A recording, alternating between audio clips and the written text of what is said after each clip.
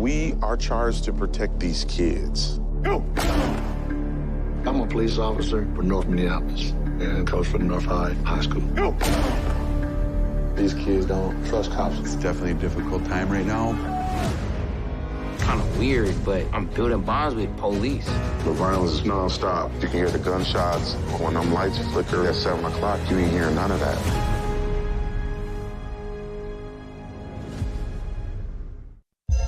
Man, that card, that's an old school card right there.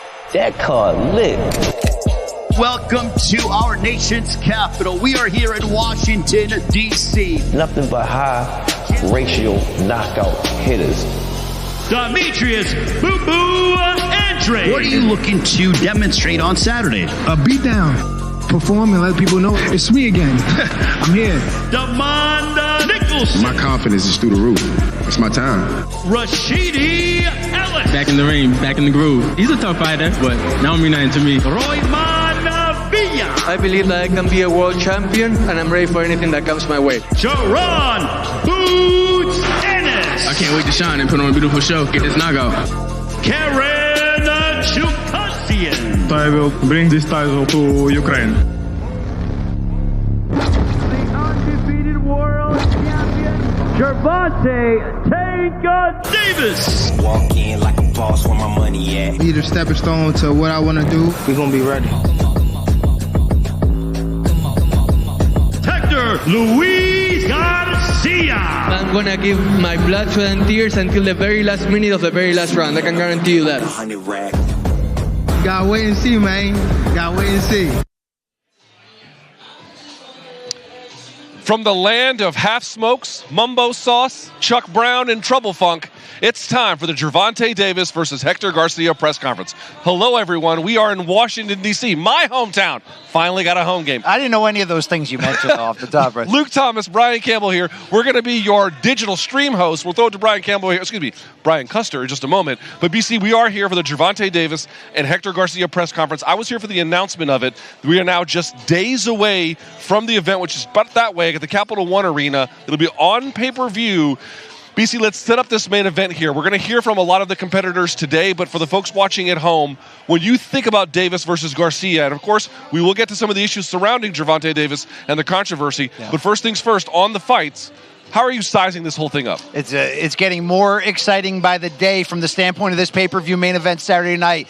Unbeaten fighter versus unbeaten fighter, but the stakes in a lot of ways are very different for both guys coming in. For Gervonta Davis, we're talking about one of the biggest stars in this entire sport. Fight-changing power, pound-for-pound level boxing ability, has floated around different weight classes. But for him, separate from the very large distractions outside the ring, a lot of those self-imposed, this is the build to something potentially bigger with a different Garcia. Ryan Garcia in a potential April showdown between young unbeaten fighters. The problem is nobody told Hector Luis Garcia, who had a breakout 2021, is a world champion at 130 pounds, and on Saturday will move up 5 pounds to chase his own level of greatness. Luke Thomas, Hector Luis Garcia is nobody's stay busy opponent, easy test along the way. You can do no further than interview or watch footage of this guy, hear his backstory to know the native of the Dominican Republic is coming on, and we should have what is a very competitive fight on paper come Saturday night. I spoke to Tank Davis about 6 weeks ago when we were here for the press conference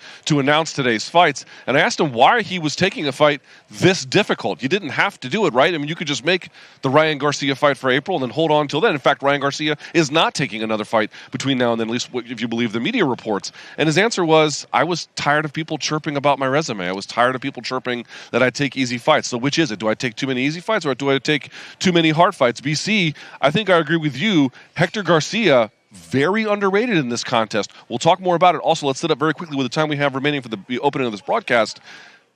Gervonta Boots Ennis. What more can I say? Very quickly, we have just a minute here. Set up his fight for us against Carn Chukhadzhian. A loaded pay-per-view main card to offer on Saturday night. But when you're talking about Gervonta Boots Ennis, the unbeaten welterweight, you're not just talking about the future of the 147-pound division, the money division of the sport. You're talking about potentially the future of the sport from a pound-for-pound landscape. The only problem is he's got to prove that on the elite level. He's been trying. He's been knocking on the door. Saturday is another step forward. Carn Chukhadzhian, the interim IBF welterweight title, he wins that. there's no way the champions, the elites, are ducking him any longer. And, of course, in the main event, it'll be for Gervonta Davis's WBA secondary lightweight title. But for right now, let's go to the stage with Showtime's Brian Custer. Well, good afternoon, everybody. Welcome to the nation's capital. This is the official press conference for the undercard fights for Davis versus Garcia, which comes your way Saturday, January 7th on Showtime pay-per-view. I'm Brian Custer. I'm the host of Showtime Championship Boxing. And this coming Saturday, well, Showtime Boxing is back here in the DMV area. You know, it's been 6 years since we last did a show here, but we're looking forward to it and looking forward to going back to that venue, Capital One Arena. Do you know, back 24 years ago, 1999, that was the first time that venue held a boxing show, and it was brought to you by Showtime Championship Boxing. And that night, we brought you 3 world title fights. Well, this coming Saturday, we got a main event, another world title fight, and it is filled with meaningful fights here on the undercard. In fact, the co-main features a young man who many have called the future of the welterweight division, taking on another man who's making his U.S. debut, and they're fighting for an interim title. We have a future, or I should say, a former world champion at 154 pounds, at 160 pounds. He's making his return to Showtime as well, and he's taking on a guy who's been on a winning streak of his own, knocking guys out. And, of course, we got another welterweight fight, another young man, unbeaten, go by the name of Speedy. Says he's one of the most skilled welterweights in the game. And he's got his hands full with a power puncher who has won 19 straight. It's going to be one heck of a night. Those are the undercard fights. And, of course, the broadcast will begin with the two-weight division champ starting his campaign at 168 pounds. And he's taking on a man in Nicholson, who's knocked out his last 3 opponents. Demetrius Boo Boo Andrade is back on Showtime. He starts the night off. And then we go to welterweights. Combine these 2 fighters, 50 victories, just 1 loss. The unbeaten, highly skilled, speedy Rashidi Ellis taking on Roymond Villa. And then we get to the co-main. And again, the future of the welterweight division, he's got one of the highest knockout percentages in the sport of boxing. He's unbeaten as well. Jerron Boots Ennis takes on a man making his U.S. debut, riding a 19-fight win streak in Ennis and Chukhadzhian. This event on Saturday is being brought to you by Premier Boxing Champions. It's being promoted by GTD Promotions, TGB Promotions as well. The Ennis Chukhadzhian fight is also being brought to you by D&D Boxing as well. I know what you're thinking. I got to get tickets. I'm just going to be honest with you. They're in a limited capacity right now. They are going fast. Since we're in D.C., they're going faster than Kevin McCarthy's support right now. I'm telling you, you need to get your tickets and get them now, because we're expecting another large crowd at Capital One. You can get those tickets at Ticketmaster.com. You can also get them at CapitalOneArena.com as well. I'm going to talk to these fighters about their fight. Before we get to that, though, let me bring to the podium the chair of the District of Columbia's Combat Sports Commission, Mr. Andrew Huff. Good afternoon, everybody. Happy New Year. My name is Andrew Huff. I am the chairman of the District of Columbia Combat Sports Commission. On behalf of our mayor, Muriel Bowser, I'd like to welcome everyone to the nation's capital, Washington, D.C., the greatest city in the world. We're glad you're with us today. I'd like to take a quick moment to recognize my fellow commissioners who may or may not be present this afternoon. Kimberly Lockett, Dr. Roger Mitchell, Christopher Jenkins, Sean Townsend, and Deputy Commissioner Skip Brown. We're looking forward to an excellent card full of local fighters from the DMV. We also look forward, of course, to good, clean bouts in compliance with the Commission's guidelines. We hope that while you're in town, you'll enjoy the richness of the nation's capital, our restaurants, our outdoor spaces, our cultural venues, and see for yourself why Washington, D.C. is, in fact, the greatest city in the world.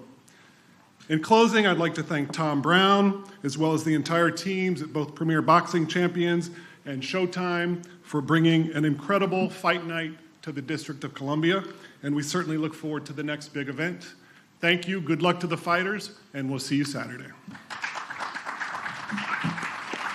Thank you, Andrew. Well, let's talk about the fights. Let's start with the first fight of the night. Comes at 168 pounds. It's a new weight division for Demetrius Andrade. Man's been a champion at 154. He's been a champion at 160. Now he starts his campaign at 168, and he's taking on Nicholson. Nicholson, you might know, is a guy who went the distance with Edgar Berlanga. When Berlanga was at one point knocking everybody out, Nicholson went the distance with him. And all he's done since then has won 3 straight, all knockout victories. Boo Boo, let me start with you. 168, new division. Give me your thoughts on fighting on that new division and coming back to Showtime. Yeah, man. Yo, mic check. Yeah, so 168, man. Just bringing more talent to the division. It's going to be a stacked division. It's going to be another division. Be like, wow, Andre's in there. It's me again. But yeah, it's great to be here, PBC, Showtime. It's just been a long time coming for this to happen. Now I'm here. I'm going to perform and give the people what they've been looking for, and looking for the future fights. And tell me why 168? You know, what was it about 160 that you said, okay, it's time to move to 168? Yeah, body genetics, man, you know.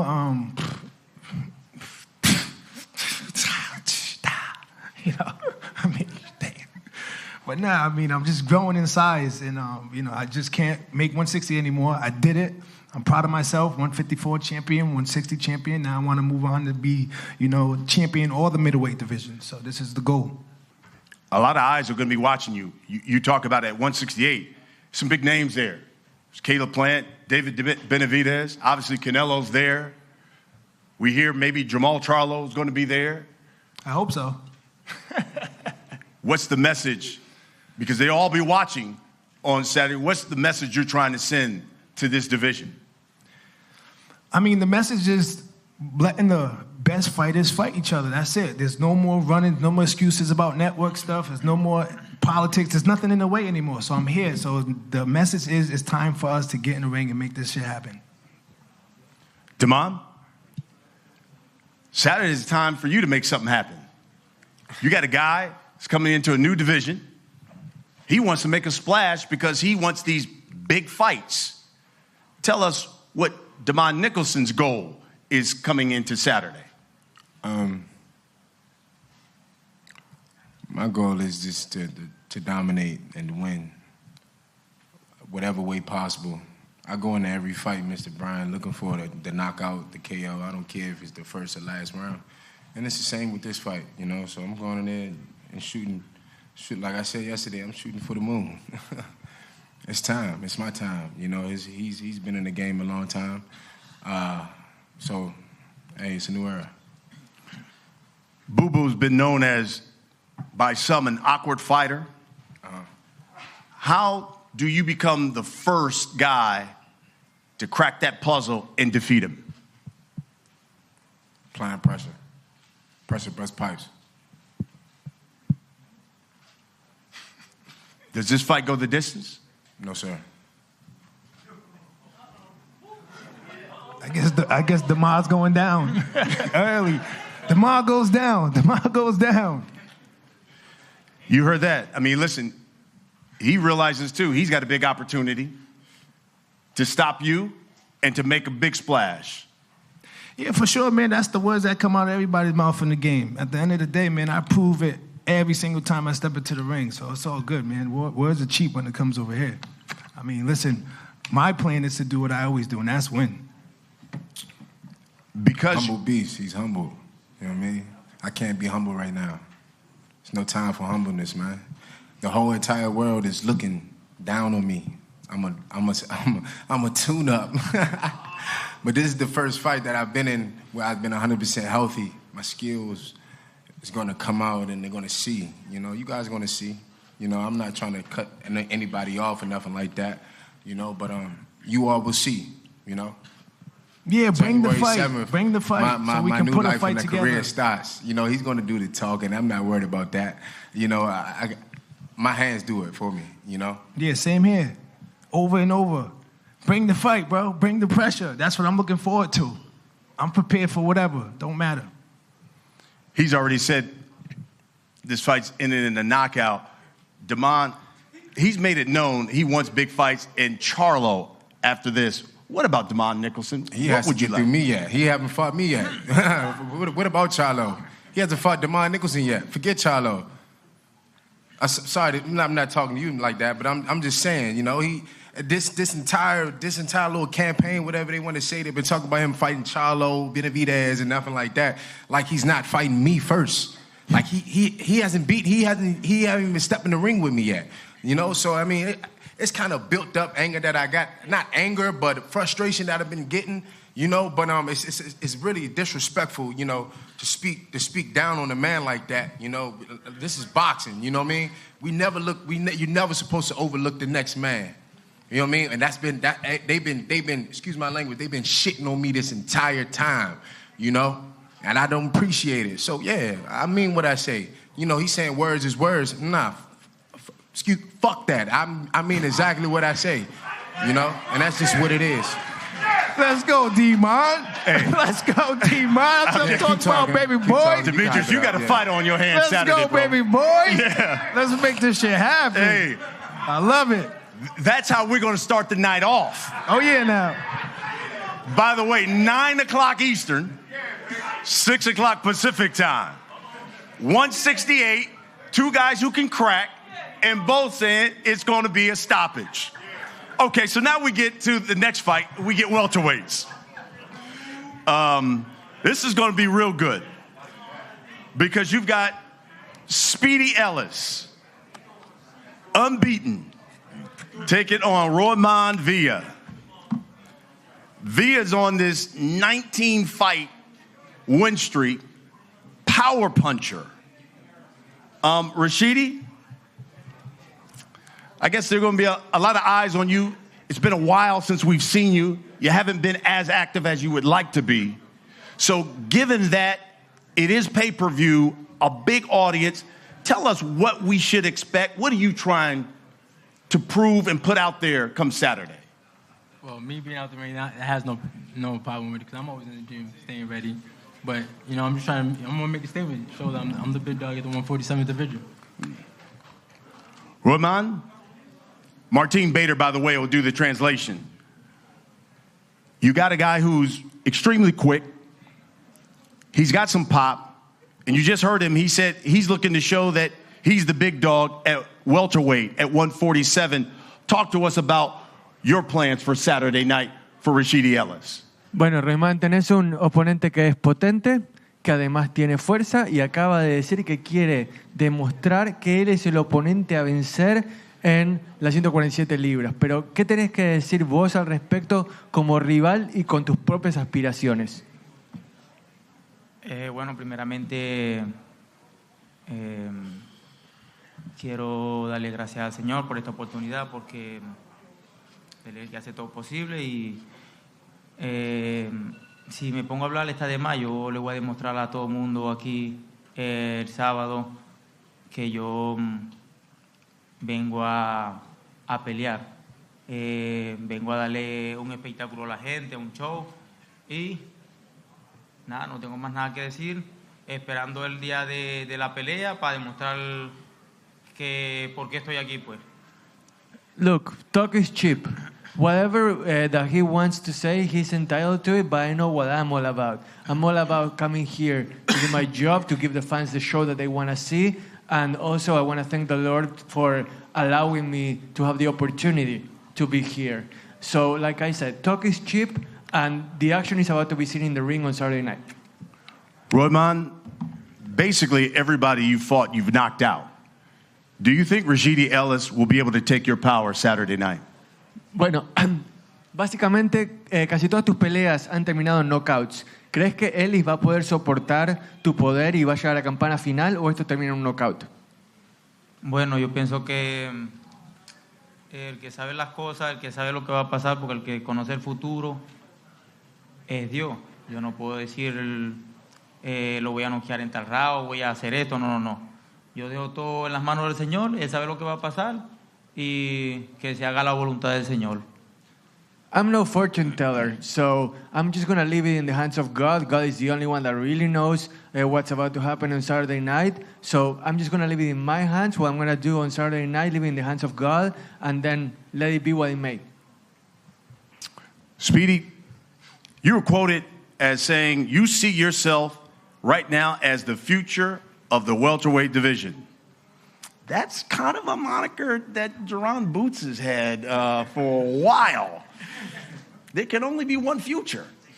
Will we find out who's the real future of the welterweight division, I guess, on Saturday? Yeah, definitely. We won't see that. And who is it? Me. You guys talking like he got 5 arms, just like just a fight just like me. So we want to see who's the top dog. And another back to Villa, like he be coming here talking nice, but him and his team talking crazy. Every time when he in the media, he act like he's sweet and everything, godly, but he be talking crazy. So at first I was gonna give him a casual ass whooping, but now I'm beating his ass.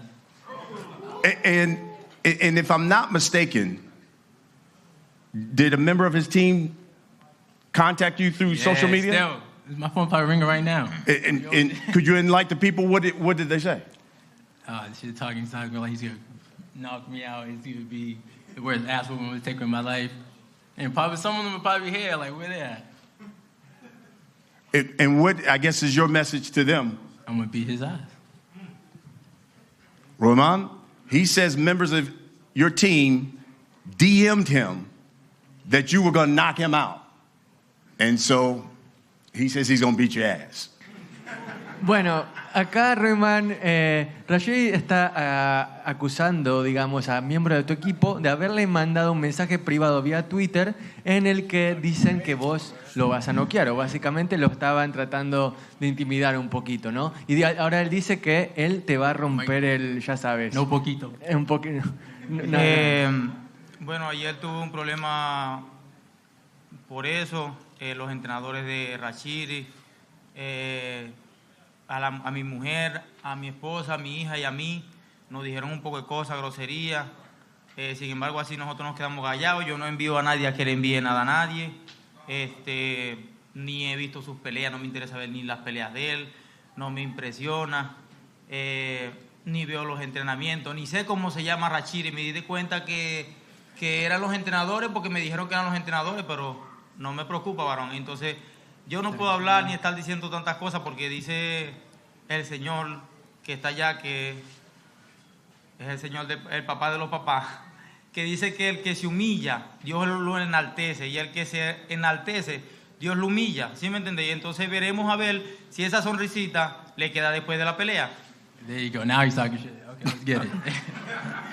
Okay, so listen, I wasn't aware of what happened, and what he says. I don't really care about, because Rashidi also was, like he and his team, they were mean to me and my family. They said some things that I didn't like at all. So I'm not about to be throwing stones out there, and I want to stay humble.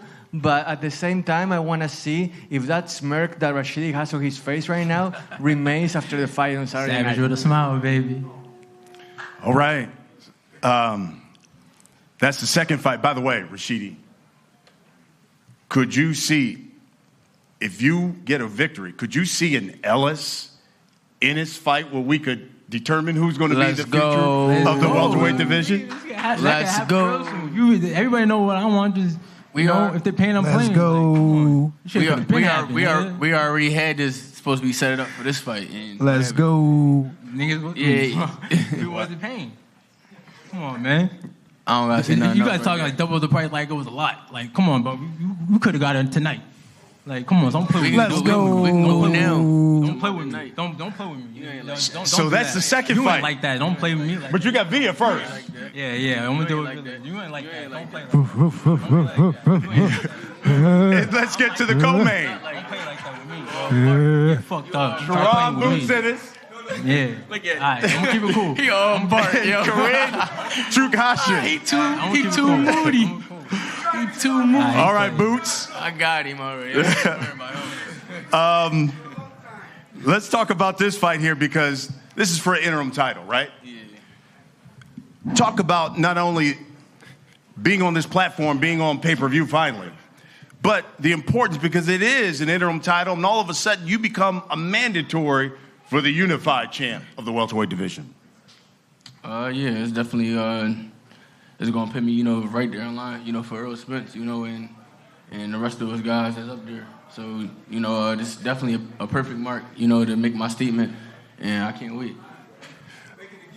Now you got a guy who's been winning, and then you got a guy fighting before you who's looking to put on performance, because as you just heard, he wants you bad. Are you looking to send a message not only to the division, but to that young man as well? I'm looking to make a statement towards, the whole world. I ain't worried about him or my opponent. I'm just going out there to do me, have fun, put on a show, and get this explosive knockout, and then we can see what's next, Corinne? You're taking on Boots Ennis. He hasn't gone past 6 rounds. He's been knocking out basically everybody he's fought. Tell us why you're the guy that's going to put an end to all of that streak and give him his first loss. Карен, ваш противник не згубив жодної гри, жодного бою. Як ви думаєте, так зробити, так організувати бій, щоб перший раз він програв?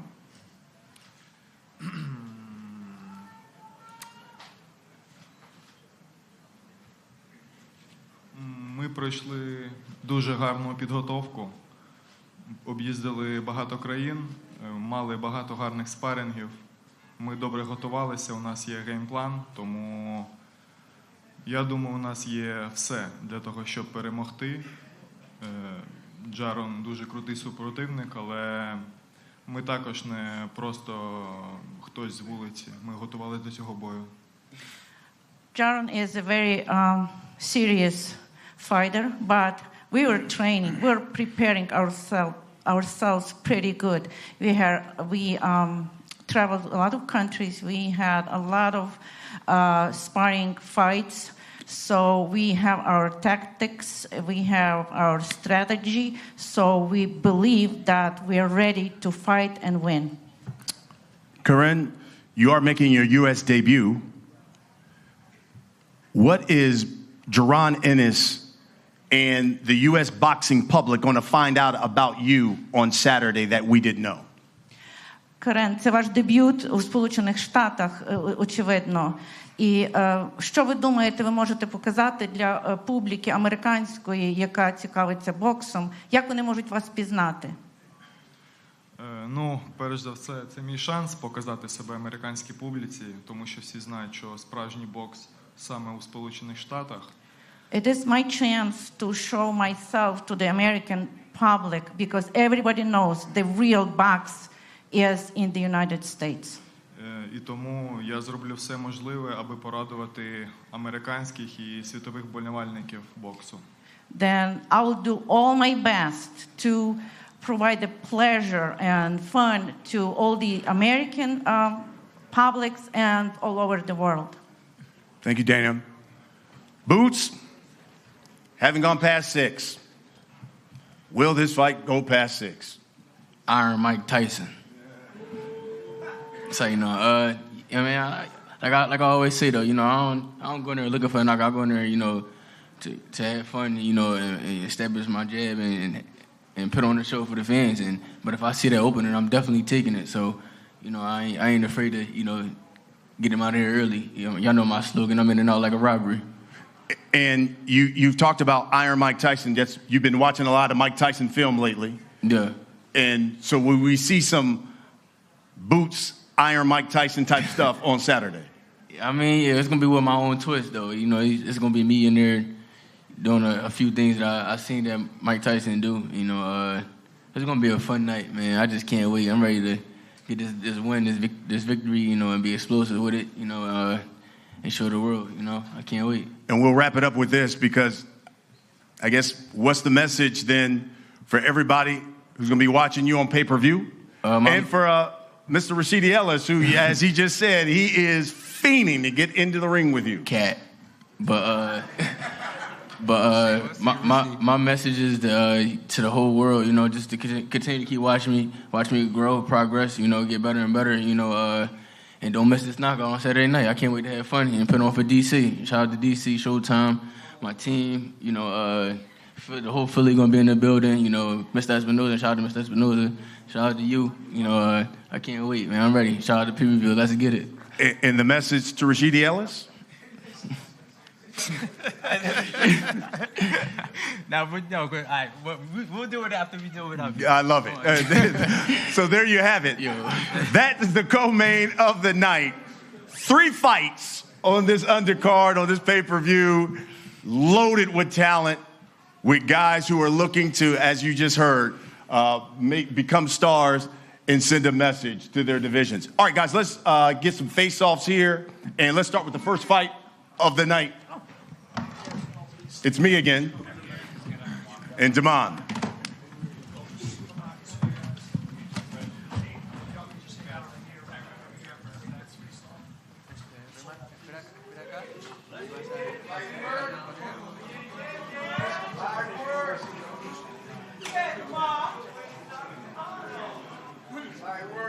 All right, guys, here we go for the cameras. All right, guys, turn out. Come on, guys, let's turn out. Come on, guys. Let's save some for tomorrow. Here we go. Demetrius, Damon, come on, guys. Cameras in the back, guys. Don't scare me. Right Damon, here we go.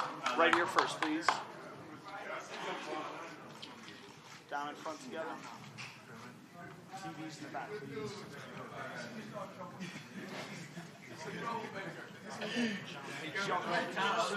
I know. Rashidi. Roman Villa and Rashidi Ellis.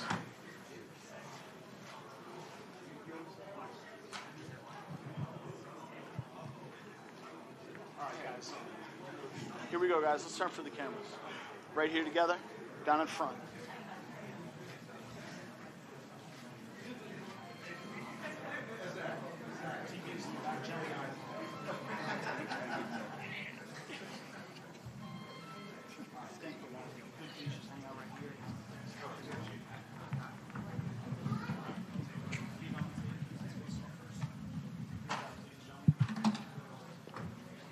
Ennis and Chukhadzhian, Jerron Boots Ennis. All right, guys, here we go. Let's turn for the cameras, guys.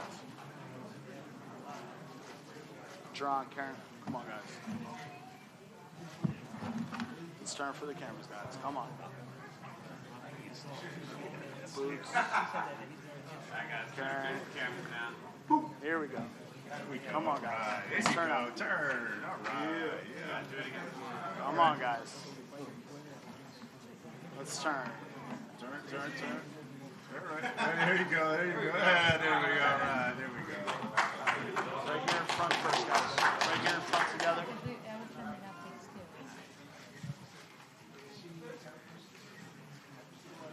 TV's in the back, guys.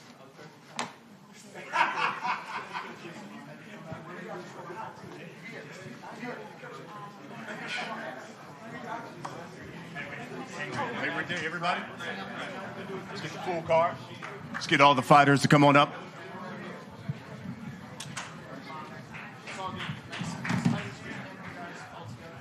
Get all together once you're down in front, guys, please. Everyone's together. All right, Luke Thomas, Brian Campbell here in Washington, D.C. You can see this is the arrangement of undercard fighters, BC. This is the pay-per-view main card supporting the main event of Gervonta "Tank" Davis and Hector Luis Garcia. Everyone but the main event. You want to talk about good matchups, important fights for young fighters looking to make statements. So this is the undercard, folks. Again, I want to talk about a little bit of the acrimony between the two of them as it broke out. Time from Capital One Arena here in Washington, D.C. In just a few moments, we'll have the main event fighters come up, and we'll start the main event press conference.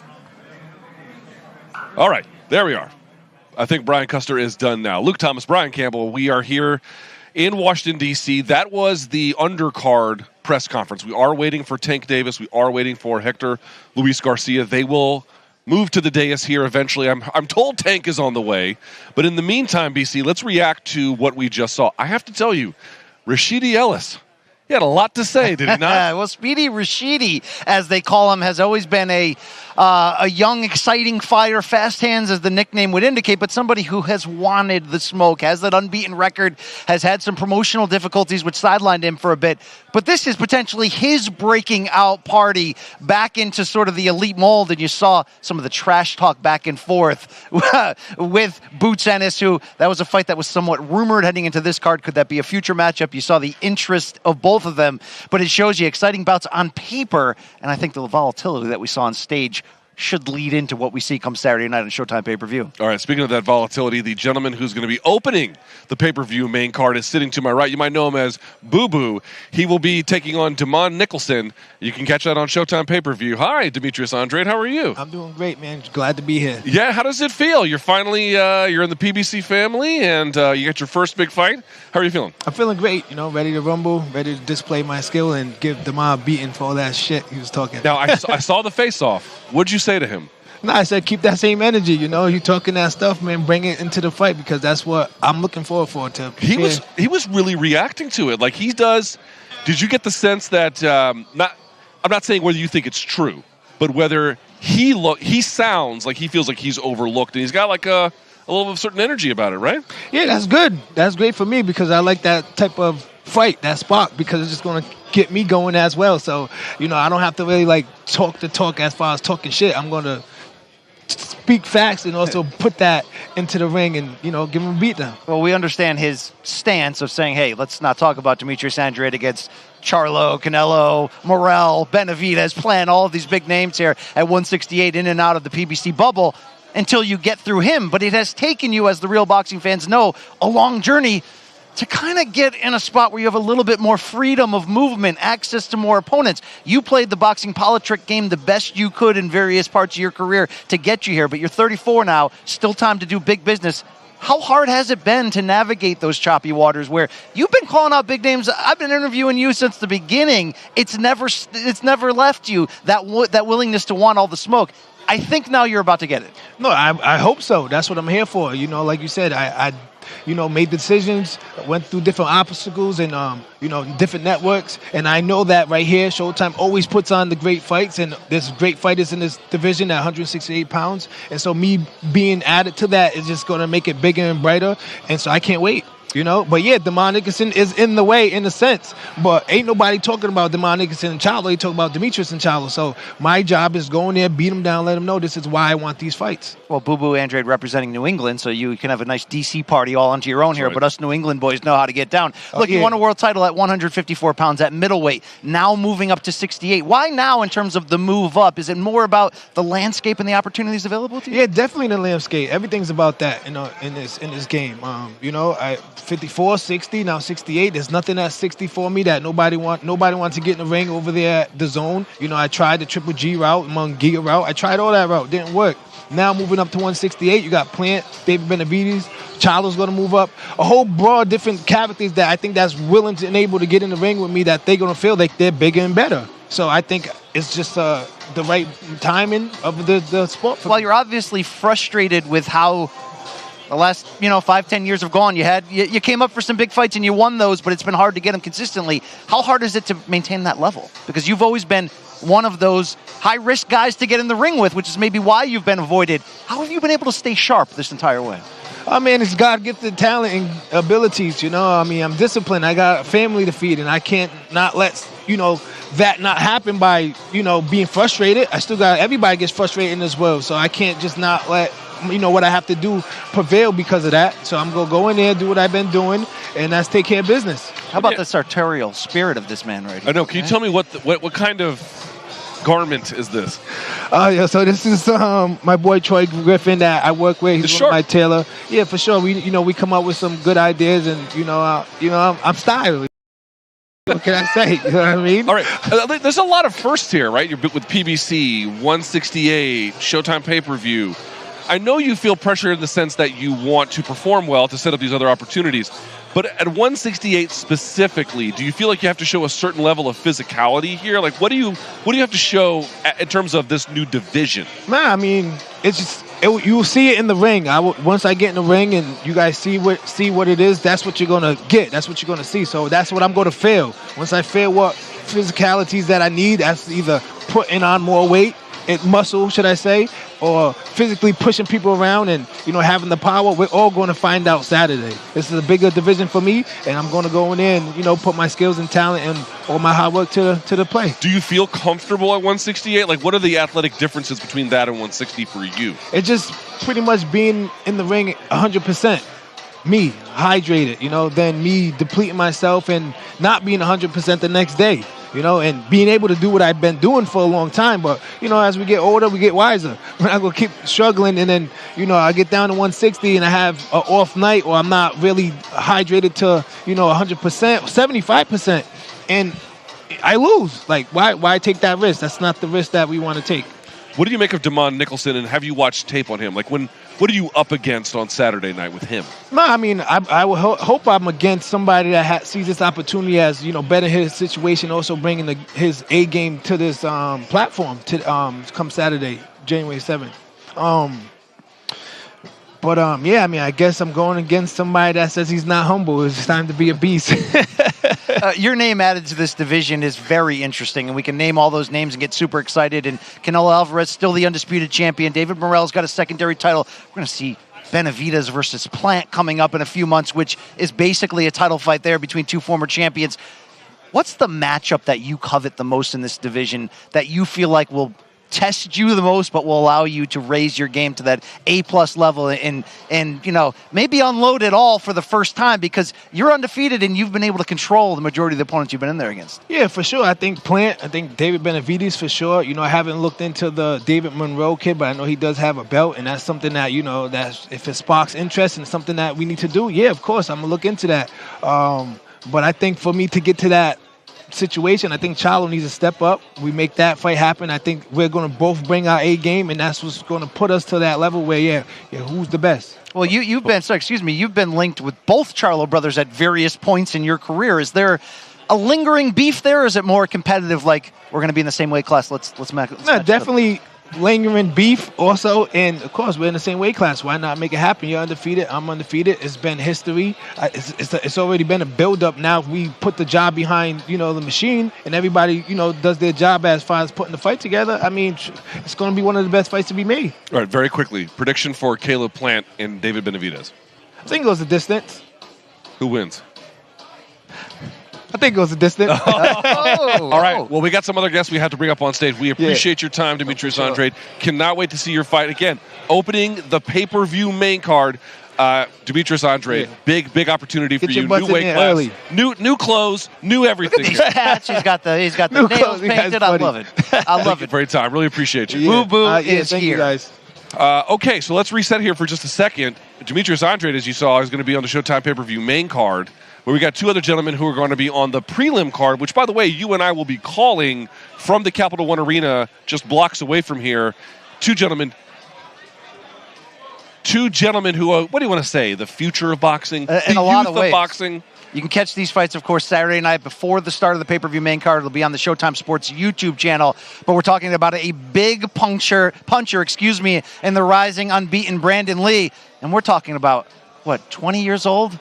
They call him White Magic, Vito Mielnicki Jr., who no stranger to headlining cards on national television on Christmas Day and continue to rising in his career. And no shortage of, what do we call that? What do the kids call that these days, Luke? A little bit of drip on there? Yeah, that's what they call it. Okay. They certainly do. They're settling in right now, but some featured fights that the fans are going to want to see come Saturday night. All right, here we have it. Vito Mielnicki, Brandon Lee, gentlemen. And by the way, they're not fighting each other, but they are fighting on the same card. Gentlemen, nice to see you. How are you doing, Likewise. Brandon? I'm doing good. How are you guys? Doing quite well. Great. Happy New Year. Likewise. Happy New Year. The nickname White Magic, who gave it to you? Actually, when I was younger, I was like 9 or 10 years old. I was fighting a kid from Virginia, and I was fighting against Kay Karoma, trainer. Yeah. And after the fight, I won. I looked good. I dropped one of the dudes, and then he was like, "From now on, we're gonna call you White Magic." Kay Karoma did? Kay Karoma, and then I made that my Xbox name and everything, and then I just carried it on. It's an unusual nickname. It's quite. Yeah, you got the chain there, the ice. Yeah, it says Did Dad White give Magic. you that, or did you pay for that? Nah, my sponsor, SVN Select. They set you up. Yeah, they hooked me up. Shit, I need to get some sponsors hooked me up. I was about to say, well, this is a huge opportunity for you, right? You're going to be on the prelim card, taking on Omar Rosales. We did speak at the fighter meeting this morning, but for the folks who may not know, who is your opponent? What are you up against with him? Yeah, Omar Rosales, based out of Texas, Mexican fighter, 9-1. I'm expecting a good fight, especially down in Texas. So he has great sparring down there in Houston. Houston's becoming a big part of boxing. So I'm expecting the best version of him. We're going to bring the best version of us that night. We're going to put on a great performance. Do you feel like what is achievable in this fight, and then more broadly, what is achievable for you this year?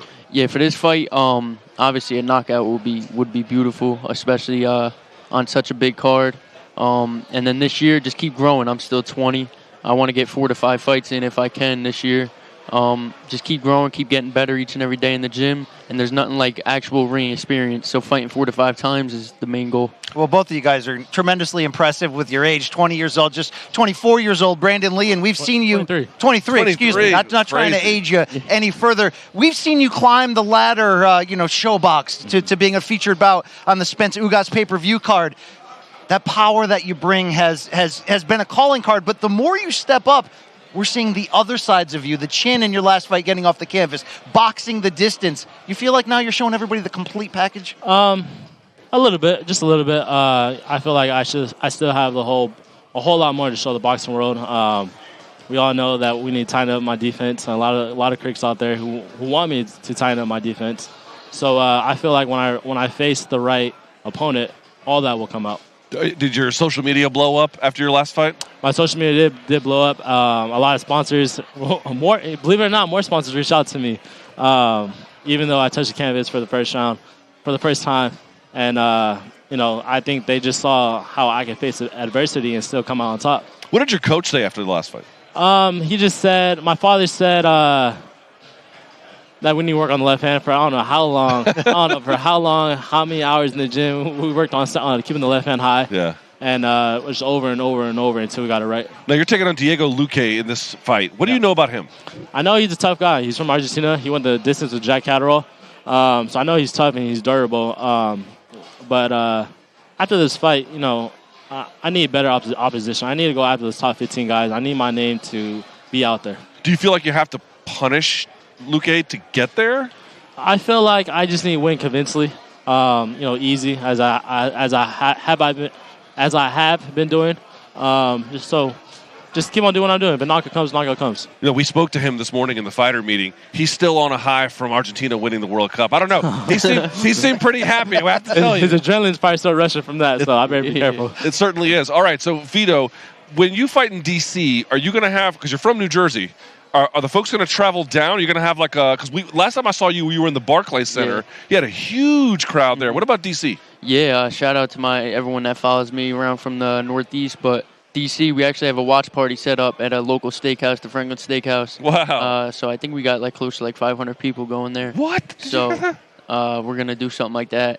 I know they have little cardboard things with like my head on it and stuff. That's Yeah, it's crazy. gonna be a cool little event. So I got to ask you guys both, how do you deal with the pressure when we were your age? We weren't in forward-facing positions in front of a camera, being respected for our craft. At least not me. I don't know about you. I was 23 years old, 20 years old. Brandon, there's pressure when, at that time, a lot of people getting out of college trying to figure out their life. You're determined. You know the path you're on. Are you able to just brush that off like nothing? It took a while. Definitely took a while. I remember doing my first interview with the reporter, Eli Setback, in 2017, 2016. And seeing that interview to now is like, wow, how much I've grown, how much I've matured. And, as I get older, as I get wiser, I'm only going to get better at interviews. Yeah, and Vito, are you able to blow off some steam? I may have been doing things your age that I'm not proud of, but I know you're dedicated, you're in the gym. How do you deal with the fame? He's still not doing them. Yeah, with the fame, with the success, all of that stuff. I think, speaking for me, and I think also Brandon, being like in the amateurs and stuff, like I feel like we've known since we were younger that this is what we wanted to do. And to see it now coming all together, being on stages like this, we're just going to take full advantage of the opportunities and everything that comes with it. 100%. Well, I know both of you guys are students of the game as well. In Saturday night's pay-per-view main event, Gervonta Tank Davis against a rising unbeaten fighter and 130-pound champion Hector Luis Garcia. Brandon, when you look at this matchup, it's like the boxing fans know how good Garcia really is. Yep. Mm-hmm. Maybe the general crossover public is going to get that introduction. How do you look at this fight stylistically? Tank is a very, very skillful fighter, powerful, very good defense, good explosive, good speed. And his opponent, he's a southpaw, right? I believe so, yes. He shocked the world with Chris Colbert. No one was expecting that. And, I think for the first few rounds it may be a little interesting, but I think Tank's going to figure him out and begin to walk him down, break him down. Is that what you saw, real quickly? Is that what you saw in the Romero fight with Tank as well? Because he didn't stop him until, the 6th or 7th? Sixth round, I believe. That fight, I was surprised. I really was surprised. I think that I think Tank knew, though, that Rolly, we all know how Rolly is. He's every punch he throws is a power punch. So if you try to flex for 10 minutes, you're going to be dead tired. Yeah. So I think Tank knew that Rolly was going to get tired. So I think Tank was just cruising, letting him get a little more tired, get more fatigue. And then when he had the opportunity, he just went for it. Vito, what about you in the main event today? Or this coming weekend? So this weekend, I got Tank winning. Yep. I think it'll be middle of the fight if he does get a knockout. I think the longer the fight is, I think it actually will benefit Garcia a little bit just because he's a volume puncher. But I think it's going to be a great fight. But I think the fight that's going to steal the show is Roman Villa versus Rashidi Ellis. Oh, yeah. Yeah, Dude, Roman Villa is a serious character. Oh, I sparred with him. I did. Oh, you did? Yeah, I did. I had a few rounds with him, and I know Rashidi Ellis and his family well, too. But, Roman Villa, he's got power in both hands, and he throws a lot of punches, volume. What's the hardest thing about fighting him? Or I know you sparred him, but in the sense you could get a read on that. The way he works the body, he puts the body shot, he places them perfectly, and he works his left hand real well. Well, and for you, Brandon, on the co-main event, Jaron Boots Ennis, just a very incredible talent. Yeah. What do you make of, what does he do well that folks should be aware of? Man, everything. If you were to, on a video game, you get to build your fighter. Yeah. Just copy Boots. Yeah, speed, defense, power, the length, turn lefty to righty, good foot movement. I think Boots is a complete fighter. Well, I got to tell you, gentlemen, we are very excited for your fights this weekend. It'll be on Showtime, the prelim stream, Showtime YouTube channel. BC and I will be on the call. Brandon Lee, Vito Mielnicki. Gentlemen, thank you for your time. And we can't wait to see what happens. Absolutely. There it is. For having us. White Magic, Thank you everybody. So much, guys. Yes, sir. Looking forward to it. Saturday evening on the Showtime yes. Sorry. Sports There we are. YouTube channel. Showtime pay-per-view countdown. We'll check that out. But, Luke, loaded card here, top to bottom, as we talk about. Gervonta Tank Davis on his way in here. Hector Luis Garcia will hear from the main event combatant shortly.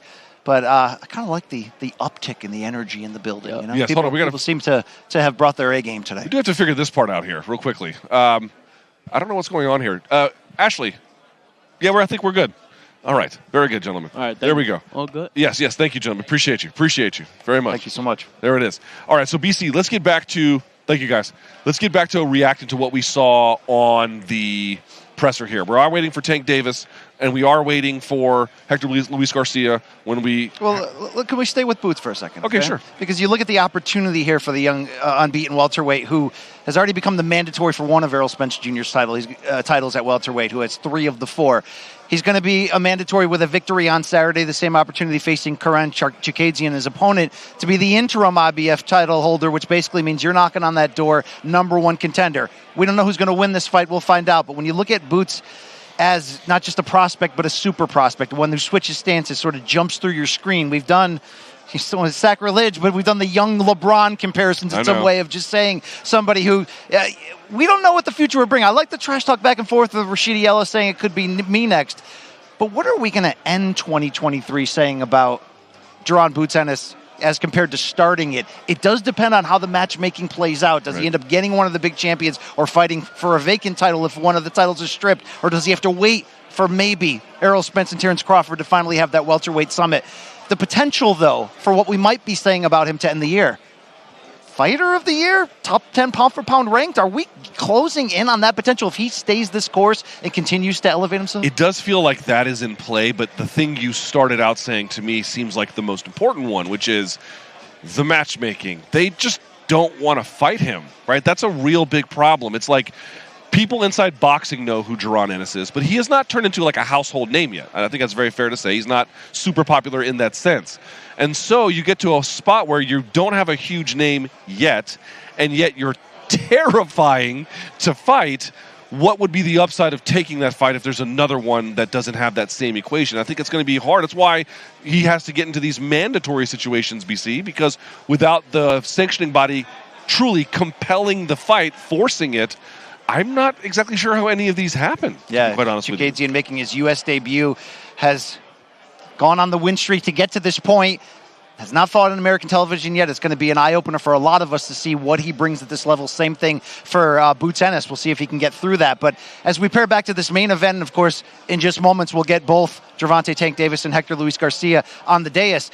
Luke, when we look at what Hector Luis Garcia has done in 2021, go from a guy who had fought past the 8th round just once and wasn't a household name, as they say, maybe even in his own household. All disrespect held back because I'm joking here. But the point is, he wore a T-shirt during the Showtime All Access program promoting this fight that said Fighter of the Year. While he didn't end up, let's say, in the final 1, 2, or 3 in the voting this year, he did make a strong case when you consider last January handing Chris Colbert his first defeat, going the distance, but dominating with pressure and power punches, and then he takes a 130-pound world title from Roger Gutierrez. When you look at the game of Hector Luis Garcia, maybe, he doesn't speak English. We haven't seen him on TV talking trash to get your attention, but his game does under the tutelage of Bob Santos. What does he do well from what you've seen? Yeah, he packs a lunch. So you heard Vito Mielnicki talk about it. He does volume punch. So first of all, he just works a lot, right? He's constantly in your face. He's constantly pumping the jab. Another piece that's really important, and this obviously comes into play depending on what the stance is of the other opponent, but if you have a southpaw, in his case, going up against an orthodox, angles. He's big on angles and volume, switching to this side throwing, switching to that side throwing, setting up this side. He feints, he fakes a little bit, right? But he's sort of just always kind of in your face. Not in a brawling pressure style, but in a it's always raining outside, I hope you got an umbrella kind of style. That's really what he does. And so when you pair that with angles, when you pair that with dominant, or I should say like good footwork anyway, it just becomes a huge problem for some of these guys. And Chris Colbert thought he was the issue, BC. Chris Colbert thought he was going to out-slick him. But it turns out that one, Garcia actually has a pretty decent, technically foundational game himself. And then two, the over amount of volume, he was able to set traps for Colbert. He was able to get him to walk into problems, and he just didn't have an answer for it. Garcia looks to me like the kind of guy who does his homework. And I think a lot of guys coast on, I'm good enough, I'll figure it out. Now, we'll talk about that in just a little bit later. Joining us now on the dais is the man. Boy, he had a lot to say today. I'm usually it's Rashidi quiet, Ellis. man. How you doing, Rashidi? I'm doing good. Boy, you were in a mood today, huh? Yeah, I'm just a little hot right now. How are you feeling overall? I feel good. Yeah? Yeah. You ready for Saturday? Of course. Yeah, this is what I came here for. Rashidi, I gotta ask you, because like we asked Boo Andrade a few seconds ago, he had to navigate sort of the other side of the game, the business game, the politics to get to where he is today. To some degree, you had to do that to get under the PBC banner, and now we got your names in conversations like Boots Ennis, but in respect to your opponent on Saturday, you have to pass that test. How hard was that when you look back at the last few years to navigate all that, but to now be in the right spot at the right time? Well, look back at it, it's just life. But I'm just happy to be. I'm happy to be here. I'm worried about the moment right now. All right, well, let's talk about that moment. Are we talking about Royman Villa? Are we talking about a scary dude facing He across looks from? scary. He does. Yeah. Oh, yeah. Well, listen, we're not pro fighters, so we have a different view of things. Yeah. What did you see when you faced off with him? He's taller than I thought. Yeah. Yeah. Other than that, What about the art? He's got some ink on there. He's got some. I got tattoos. Oh, I seen that. Yeah. On his neck. Yeah, it look kind of cool. He's got the side. You know, he's got. I wish I had tattoos. You don't have tattoos? No, my mom wouldn't let me. I mean, my mom didn't let me either. I just went ahead and did it anyway. He's got the sideburn tattoos. You seen those? Those are the ones that are I like. see that. We at? He was here a minute ago. All right, well, I called his breakthrough fight on Showbox last September, where he came in there against an unbeaten fighter in Boca Chica and really just showed that power punching and all that stuff. You never know when a guy comes and makes their U.S. debut and you haven't seen it on American TV. Does the record and the knockout streak match up with what we saw? And that fight, to me, it matched up. How serious are you taking this challenge come Saturday night? Oh, it's a serious challenge. Like, you know, his knockout power looks like it's real. So, you know, I gotta, you know, stick and move in there and make sure you don't touch me. It don't matter how hard he hit if he ain't touching me. Did you watch tape on him? Yeah, I saw a couple of videos. So size him up. Him been lucky a lot. He had 24 knockouts and 25 wins. So, but he ain't gonna be lucky on Saturday. What do you possess that he just hasn't seen before? Too fast. The speed. Yeah, it's to call me speedy for a reason, man. Yeah. The hand speed, the foot speed, what kind of speed? Everything. Quick. All right. In terms of like why you were going back and forth with Gervonta Ennis, what was that all about? Nah, I didn't mean that to happen. Because I was already mad already. I was already mad at I see. You were already heated up. I was already hot. And then truth, I don't know what he said. I thought he was something disrespectful. I don't know. Oh, no, I don't think so. Oh, he didn't? Damn, I feel like an asshole now. I don't recall that. I mean, I think he thought you did, and then I think he retaliated. Oh, yeah? So it's whatever. Well, let's talk about that. There were some rumblings that you could have been facing each other on this night. Instead, you have other opponents, and who knows about the future. But was this the fight that was offered to you? Was it close? Kind of, and it really wasn't. Like, you know, they talk about, like, I saw something on the media talk about I turned out with, like, double the money or something. I mean, it's like it was crazy. I'm like, come on, guys. Come on. That's not true? Yeah, you know, I never ran from a fight in my life. Like, don't do me like that. So where do you think that report came from? I don't know. Hard to say. People talk. People talk? Yeah, people talk. I suppose that's true. What do you make of his fight with Ennis and Chukhadzhian? Shit, I never seen the other guy, so I can't say. I don't know. But I believe he's going to win. You think he's going to win? Yeah. What about the main event? What predictions for Tank Davis and Hector Luis Garcia? That's going to be a good fight. The other guy is he's a good fighter, but I think Tank is way overskilled for him. You do? Yeah. Even though Garcia upset Colbert and is undefeated and an Olympian and all that stuff? Yeah, but Tank and Colbert are two different fighters. You know, style makes fights. Right. I'm not saying Colbert is bad. I'm just saying style makes fights. Fair enough. In terms of this year for you, right, obviously you want to get the win on Saturday. It starts there. Let's say it goes according to plan. I mean, it couldn't have gone better. It is. Positive. All right, fair enough. What happens after that? What's the goal? If I talk to you a year from today, what should have happened in that year? In a perfect world? In a perfect world. Hopefully I get the world title shot with Earl or Terrence Crawford. That's what you want? Yeah, definitely. How likely do you think, like, how much of that is inside your control? How much of that is outside your control? To be real, you know, I got to work my way up because I've been out the scene for a while. Yeah. You know, so, well, I would take it if they offer me, like, hell yeah, but, you know, I guess I got to earn my way back up. Yeah. Does that put pressure on you in terms of entering your name into that larger title picture, which has Spence, Crawford, Ennis on the rise, Staniotis, Keith Thurman's still there? Do you have to look spectacular on Saturday to enter that? There's no pressure. I'm just going to do what I got to do. At the end of the day, I'm just going to get the victory. Just being Rashidi Ellis? Yeah, I might show off a little bit. But do you think, by the way, you think Crawford and Spence actually fight this next year? I hope so, but I doubt it, though. But if you were a betting man, would you bet on it or bet against it? It's kind of hard to say. But now I bet against, I don't think they're going to fight. No, you don't. I hope so. I hope so. Well, though. he better hope they don't fight so he can get in there. That's what I'm saying. Like, in there, right? If they did fight, who would win? That's a 50-50 fight. You got to move the mic. Excited. They be going to my lips, so I'm holding it like that. Yeah, sorry. Who did you think would win? That's like a 50-50 fight, so I don't know exactly who's going to win that one. All right, well, I got to tell you, we're really excited for your fight on Saturday. You are going to be the second fight on the Showtime pay-per-view main card. Yes. Taking on Royman Gonzalez, who, by the way... Roman, was it Gonzalez? I'm sorry, Roman V. I apologize. Yeah. He looked like a Garcia. Who looks terrifying. He looks legitimately terrifying. Yeah, well, to us, he does. Yeah, Yeah, we're regular civilians. We don't have the hand speed or the will. That's right. We're not Speedy Rashidi Ellis. Like, that's a very different scenario for you. Best of luck to you, though, Saturday night in this calendar year. We do expect big things. You got a little bit of nice fashion bling going on there on the Thank you. I'm trying. I can respect that game. Everybody, Speedy Rashidi Ellis. We'll see you come Saturday night. Thank you very much. Appreciate you. Appreciate you. Have a good one. There he is. All right, resetting here. Brian Campbell, Luke Thomas, Washington, D.C. Oop, there we are. Don't worry. It's all good. It's all good. It's live TV, so to speak. BC, let's talk briefly, if we can, here about the main event. We are waiting on Tank Davis and Hector Luis Garcia. Now, let's just be honest about it. We have to talk about the situation as it is. About a week and a half ago, 2 weeks ago, something like that, Tank Davis was arrested in Florida for domestic violence. He was let out on bail. He was charged misdemeanor battery. I know for a fact I spoke to Gene Wong of the Washington Post. He has spoken to Gene Wong on the Washington Post. Tank Davis did, and there's a whole article coming out, I think either today or tomorrow, answering for some of what had happened. There are some other elements to the story that we just don't have time to get into, but that's the basic overview. There's a lot of questions about whether this fight should have gone on, about whether he should have continued, all different kinds of things. BC, how do you assess what happened with Tank and what it all means for this weekend? I thought, look, the news was disappointing, and it's hard to maintain a certain level of benefit of the doubt for somebody in Tank Davis. We love watching so much, love getting to interview him, but has had those missteps outside of the ring, which would certainly hurt his reputation. The thing it hasn't slowed, though, was his development and growth inside the ring. So Gervonta Davis, the person, is certainly going to have larger questions to answer, even separate from this situation as we move forward. The question I have as we point toward the fight, though, come Saturday night against fellow unbeaten Hector Luis Garcia, is what is Gervonta going to show us from those intangible side, from the makeup, from the ability to take distractions and compartmentalize them to focus on the fight at hand? The distractions isn't just the legal trouble. It's sometimes in the social media age, the reaction of the people, the court of public opinion, all that comes with that. Part of the narrative for Gervonta Davis coming into this fight was he's standing on his own now from a promotional standpoint. He had come up under Mayweather Promotions, had Floyd Mayweather, Leonard Ellerbe on his right and left shoulder, helping guide him, helping build up his star. This is the sidestep. This is Tank maturing into his own man, leading his own brand, leading his own charge.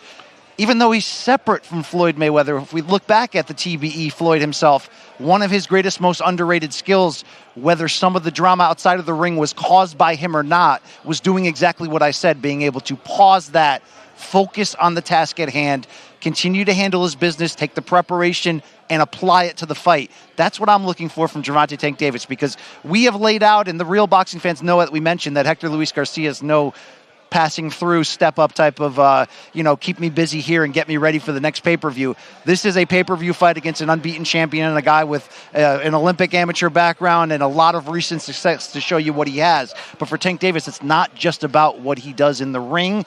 It's about how he handles himself, how he's able to block out everything, and then I think more importantly, separate from boxing, how he's able to make the adjustments to his life to get back on the right path. The second part to me is the important one because, of course, again, innocent.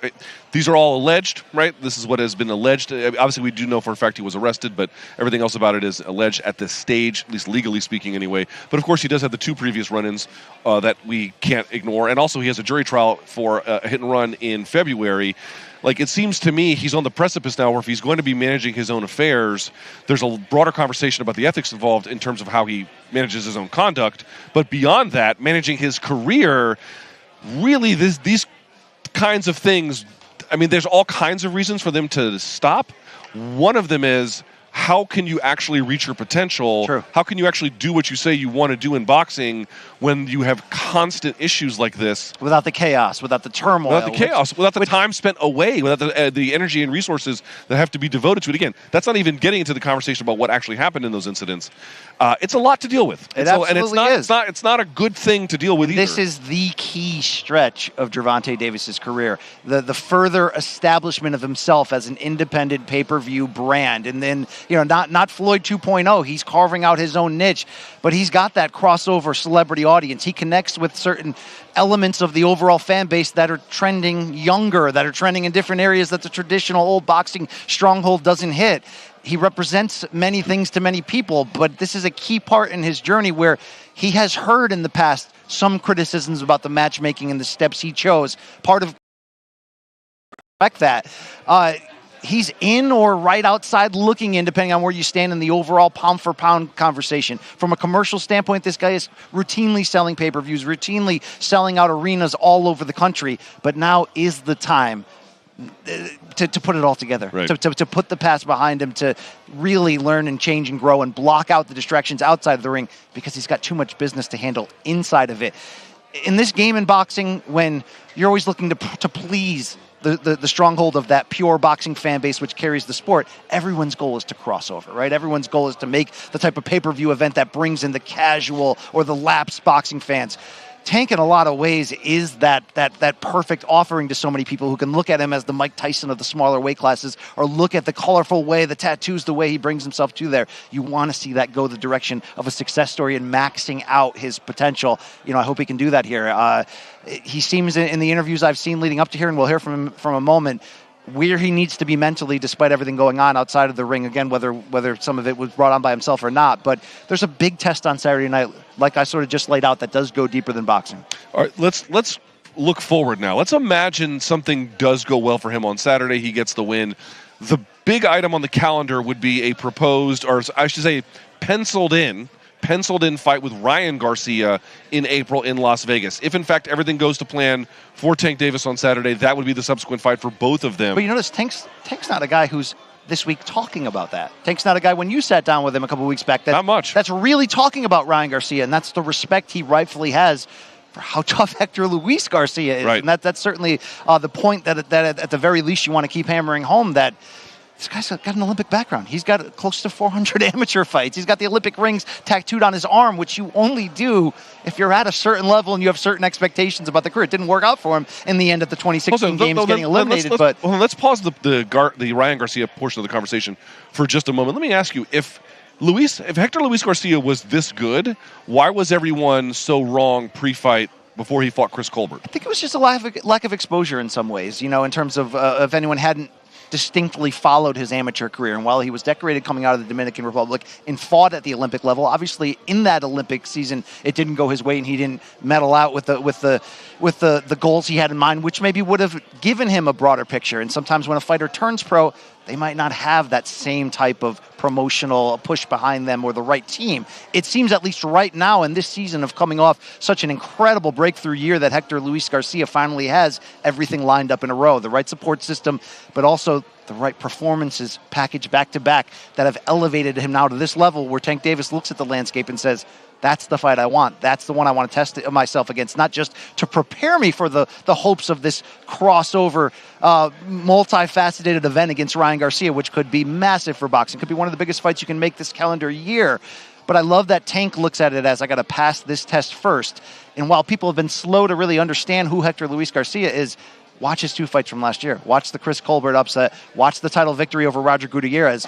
As some of the things you articulated, Luke, what makes this guy so good is not only the chin he showed and the intention and the want to be great, which has to be there, but the ability to marriage almost two completely different styles at the same time. He was a technical amateur style in the Olympic game, which is very point system heavy, technique, footwork, all of that.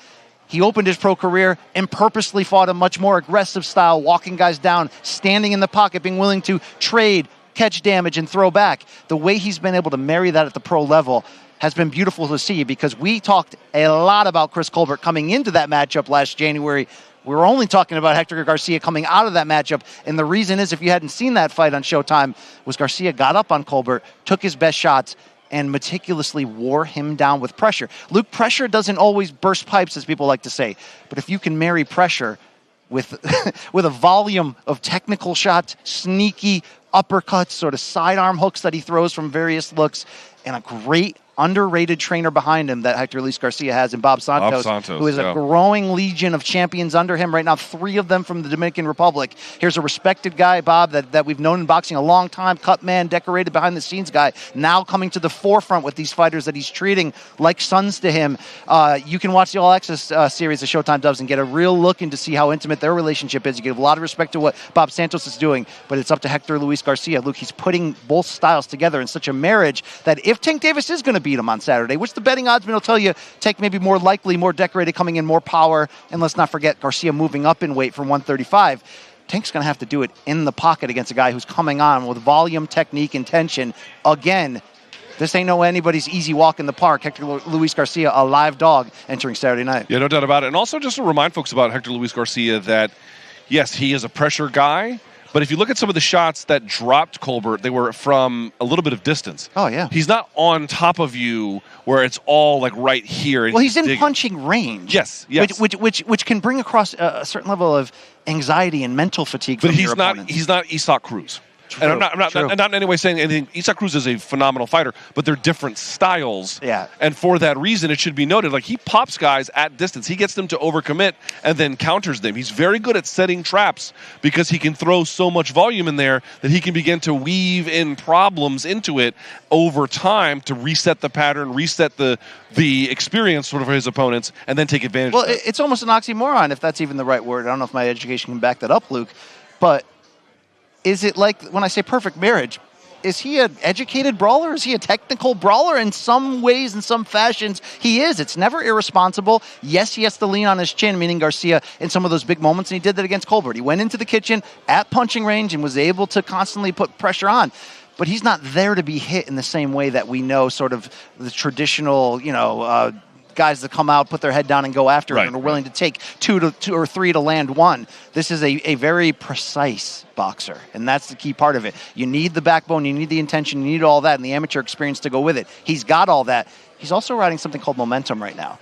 And it's why when we set the stage of where's Tank's head going to be at with everything else going on, I know where Hector Garcia's head is going to be at.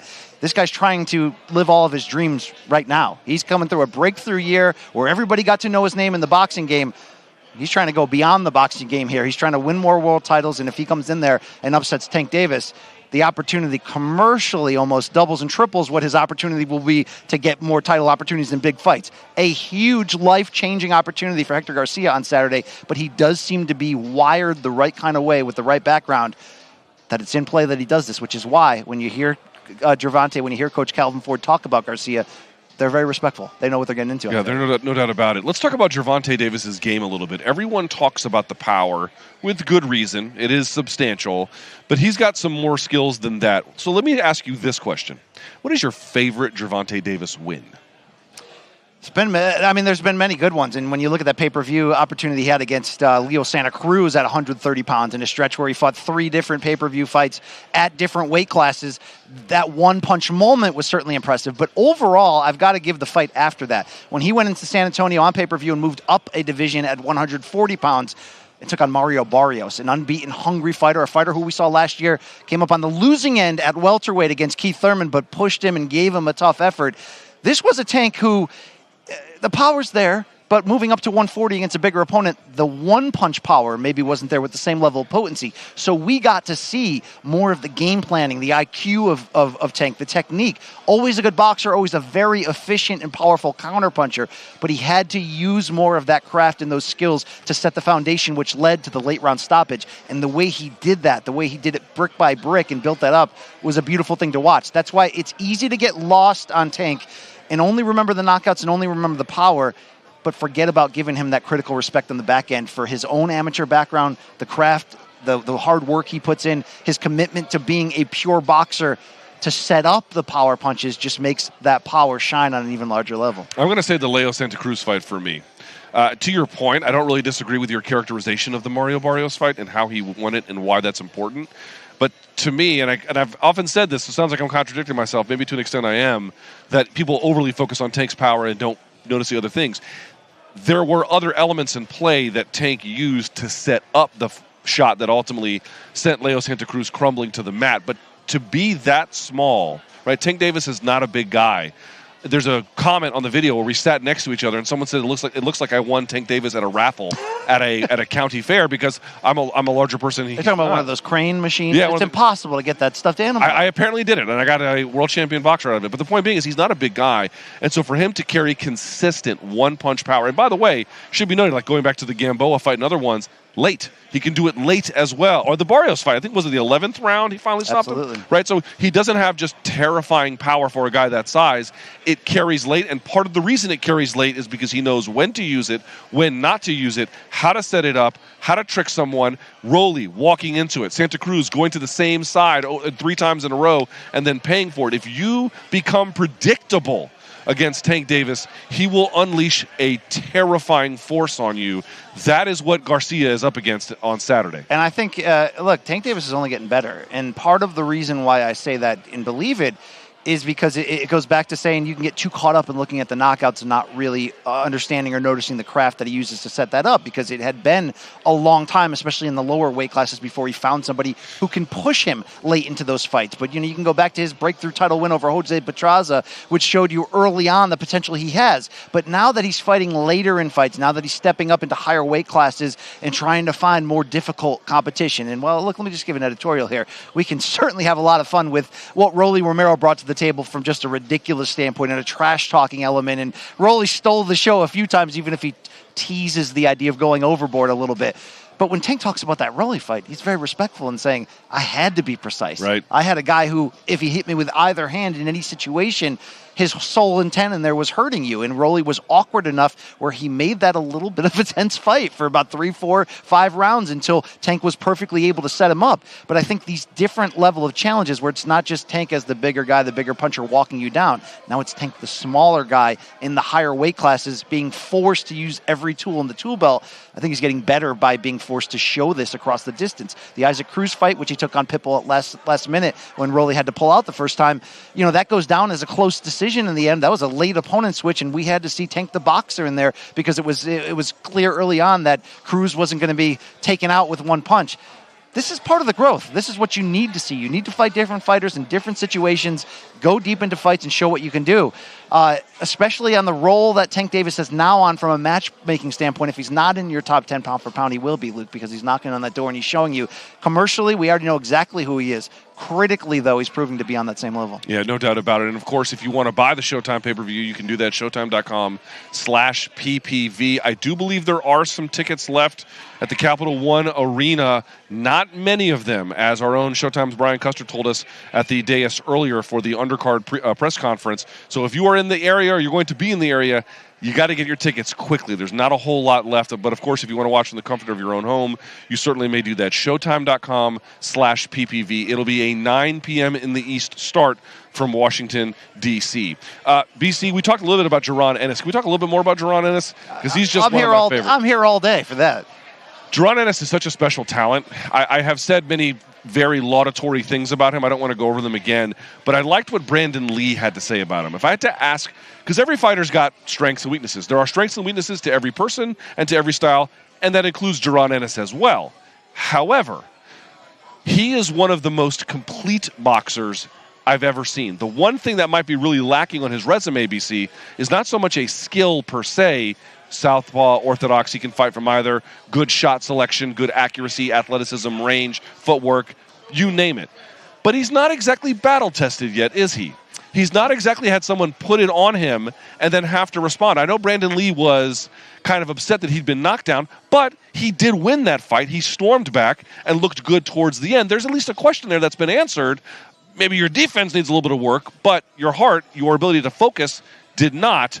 Not that I'm questioning Boots Ennis, but we don't really know how well he would do in a firefight in that sense. You don't know what you don't know. And he, to some degree, as confident as he is about his own ability and the great sparring I'm sure he gets behind the scenes with many top names, he doesn't know what he truly has in there. And that was one of the big questions when I talked to him a couple weeks back on our own combat sports series on Showtime Digital called Morning Combat, in which saying, look, you've cut through these guys like the Fruit Ninja on the iPad back in the day. I mean, it's just, Delorme was supposed to be a tough out. Sergey Lipinets, former champion, was supposed to be a tough out. And it's just slicing through. Hey, Boots, do you feel like you've been tested anywhere close from the standpoint of we're never going to find out how great you are until someone forces it out of you? And obviously that moment of forcing it out of you could lead to you faltering. It could lead to your downfall if you don't have it. He's screaming that he has it across every single category. It's not just saying he's one of the most well-rounded fighters for a young rising star that we've seen in some time. he's potentially the most dynamic, spectacular from the area of what Brandon Lee said, video game type fighter. You know, it's mash the buttons together and see what kind of spinning move you can get if it was a fighting game across the scenes. Well, this is boxing, and he still almost does that with the ability to switch stances and rise up with uppercuts and shots you didn't see coming. Also his ability to box from distance and control and keep you away.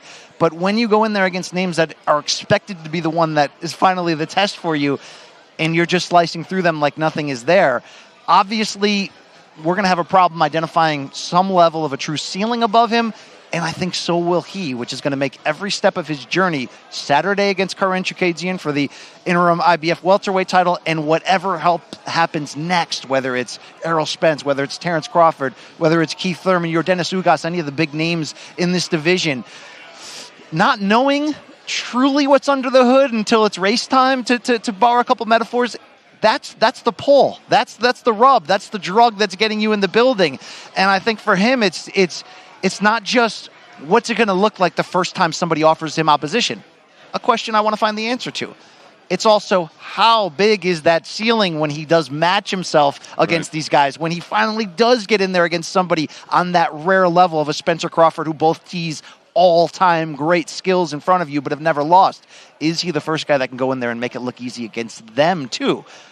Is that likely? I don't know the odds here, but I have not seen a young prospect with this type of complete skill set, with the plus levels of dynamic ability to do things that we didn't see coming and maybe to some degree didn't know was possible in my history of covering this game, which is just a decade plus, but I've been a fan a lot longer before that. When was the last time in boxing, outside of somebody who's rising for being a knockout force, where you looked at him and say, right now, and this is what I'm saying about Boots Ennis, right now, he might actually be the best fighter in the world.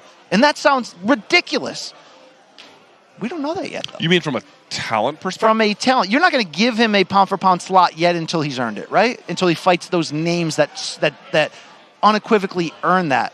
But in some degree, the eye test is a major part of when you're doing a pound-for-pound vote. And the eye test with Boots is screaming such loud noises that, when I say that, and it's hyperbole, yes, but when I say we might be looking at the best fighter in the world, yet we just don't know it, to me, Luke, that's enough reason to sit back, pay my money, and see this fight and find out along the way. Because talents like this don't come around too often. And whether he ends up fulfilling that or not, as we stand right now, there's not a damn thing you can say negative about his game and what he's done up to this point. He's been spectacular. When you were watching boxing in your late teens, early 20s, I should say late teens, actually, because you're old as dirt. When did Roy Jones Jr. come across your in the early to mid 90s there, when he first made the rise as a middleweight champion and eventually built up to the James Toney crossover fight. And it's funny that you bring up Roy Jones, because there is that rare air of next level athletes. And I know some folks can be like, how can you compare Boots Ennis to Roy Jones? I am obviously not, in the sense that one is a Hall of Famer and one is just getting started. I am not. I am in the sense that we have so much excitement around Boots. There is so much intrigue into the words you used, our word we use on Morning Combat, the upper bound limits. Like, what can he actually do? What we've seen have been flashes of greatness. I get a similar sense from folks who watched Roy at the very sort of similar juncture of his career, feeling like there's this limitless possibility. Absolutely. And that's what's rare. And it's a different type of limitless when you compare it to other great fighters on the rise. When Floyd Mayweather was 21 years old, he was a world champion fighter of the year and already in the top 10 pound for pound, but it was a little bit more like, look at that guy. He might be perfect. He closes down all the avenues of everybody else and can control the fight on his terms. That's different from the type of athlete a Roy Jones is, which is one of one in a million. And that's different from what we've seen so far in Boots Ennis, who marries that next level athleticism with an understanding and advancement of the purest form of the craft that does seem to belie his age. And when, Luke, you mix that with his seamless ability to switch stances, not a new trend. Marvin Hagler, so many fighters have been able to do it. But for great fighters to consistently do it, it's not always normal. Terrence Crawford's one of them today. But I think we're seeing a new generation of special fighters like Boots Ennis, who are coming up going, this is part of my game. This is what I do. I'm unpredictable. I switch stances. I can throw punches from any angle. I can leap in and out. Yeah, there's some Roy Jones crossover in that regard. boy, is it hard to make that comparison because you want to see him prove it first. But like I mentioned, the journey of watching that and it continues Saturday against Karan Chukhadzhian. I mean, he's not in this co-main event role by accident. Not by accident at all. And as I said to him when I interviewed him a few weeks back, I wonder if this will be the last time he's not headlining a card. A great opportunity here in the co-main event of a pay-per-view with one of the biggest stars in the game, and Gervonta Davis. But Jaron Ennis, his star is, you're not going to be able to keep that. You're not going to be able to hide that on a card any longer. Man, it seems like every generation, Philly just produces well, that's the thing. hammers. And he's a Philadelphia guy at the end of the day, which can be a good or a bad thing. Why right? is that? If there's a reputation of a Philly fighter, it's boy, is that a tough guy. Boy's that a guy that can... we say Philly fighters, we don't mean the drunk fans in the stands at the Flyers. Yeah, nobody who's throwing batteries at Santa Claus are we talking about. But, I mean, there's very few in boxing where you mention a place, a city, a camp where they come from, and it's like stereotypical understanding of who they are and how they're wired. I say it could be a good or bad thing. Normally it's a good thing. I'm a Philadelphia fighter. I'm tough. I can take your shot, and I'm willing to give you mine and go through hell to do that. The downfall of that is sometimes you get fighters that are a little bit too hungry and too willing to do that when their skill set might offer the want for a little bit more control and patience in order to lean more on their skills. But we talk about the things we don't know about Boots Ennis. We don't know what it's going to look like when somebody gets him inside, hurts him, how he reacts. He's a Philadelphia fighter, though, at the end of the day. So it gives me a little bit more confidence he might be able to react great. But again, we're going to find out Karan Chukhadzhian on Saturday. Big things again if he wins. But the main event, Luke, we're waiting for the fighters. They're still going to be here. Yes. Hector Luis Garcia. I just got an update that there is no update just yet, but we are waiting for them. I mean, this D.C. traffic can be a... It can be at this time of the day. 2:30 it can be. This is your home city. I don't see traffic like this in suburban Connecticut. I'll tell you that much. Do people live in suburban Connecticut? If a tree falls in the forest and no one's there, did it make a noise? I don't know. BC, I'll say, I don't think it's probably traffic. I think it's he's living the superstar lifestyle. I guess. Axl Rose used to take his time before Guns N' Roses. So I saw. It's funny you mentioned that. I saw them here not quite DC, in Silver Spring. I saw them at the Fillmore when Buckethead was playing with them. Oh, the best. And he was 2 hours late. He was 2 hours late for the show. I saw them in Philly in 2002 when Axl never got on the plane from LA to go to Philly, and we didn't find that out until the concert started. How about this? How about this one, BC? So for folks who are from this area, they'll know this. I saw Rage Against the Machine and Stone Temple Pilots at the HF Festival this was 2001. So this was at FedEx Field when it was brand new. Right now it's not. And Scott Weiland came out. Rest in peace, Scott Weiland came out after 2 hours in a rain delay and was like, we would have started earlier, but I couldn't find my boots. And I was like, just play without them. Yeah. How about that? Just play without them. We found our boots. He was on the dais just a few minutes ago. Soon, though, Tank Davis and Hector Luis Garcia will be behind us and will be answering questions as we head into this fight. But, Luke, that loaded pay-per-view main card, which goes down 9 p.m. Eastern on Saturday night, show.com/PPV. As Luke mentioned, you can order right now. But what's the start time when we take the controls come Saturday for Showtime pay-per-view countdown? I believe 6:45 p.m. That'll be on the Showtime Sports YouTube channel. You're going to get a trio of fights. Two of the fighters were on this stage with us just a few minutes ago when Vito Mielnicki Jr., just the 20-year-old rising prospect, and 23-year-old power puncher Brandon Lee. Look, if you followed much of Brandon Lee's journey, because we got into it a little bit with him, was that bright, new, young prospect with athleticism and big power. He's been in the Showtime family for a while. He was a ShoBox fighter, correct? Absolutely. And but the first step of meeting real opposition and adversity, I think, came on that Spence Ugas pay-per-view card a year ago in Dallas. And I was able to be on the call of that step-up fight opportunity for him against Zachary Ochoa, where the power didn't end up breaking through. He had to lean more on his abilities to box and show us and go rounds and kind of come to a new level. His most recent fight, though, for Brandon Lee, that was the one where he survived a hellacious knockdown and was really, I don't want to say lucky, had to really show some true brass and had to show recuperative skills to get the decision in the end. You hear him talk about the test. We talked to him in the fighters meeting earlier. That test, when you get knocked down, you get up and you win the fight, but people are chirping on social media. Is this now a prospect that's a bust because of one bad moment, which wasn't a loss, by the way? How do you feel like he's taking that, having talked to him today? Good. Well, I feel like, the good news is he got the win in the end. So the thing that would have really disrupted him or mentally shaken him, that didn't happen. He was able to overcome. But the reality is, I think his coach and father made him drill the defense to that issue. They made him really kind of punch it through, so to speak. So I do think that in the end, he got the best of both worlds. He got tested and shown he could be resilient, but he got a reminder that, hello, these are tougher and tougher guys. Each time you get in here, if you are slacking, they're going to make you pay for it, even if you're overall better. One or two mistakes in that ring can really cost you everything. Absolutely. So I think he got a wake-up call, but I also believe that he is going to be steeled by the experience, not hurt by it. Yeah, and look, this is, I like to see how he bounces back again come Saturday night and also in the future. But for such a young fighter, man, it could, some guys don't come back from that. And we're saying, well, it's not even a loss. It's just a tough test.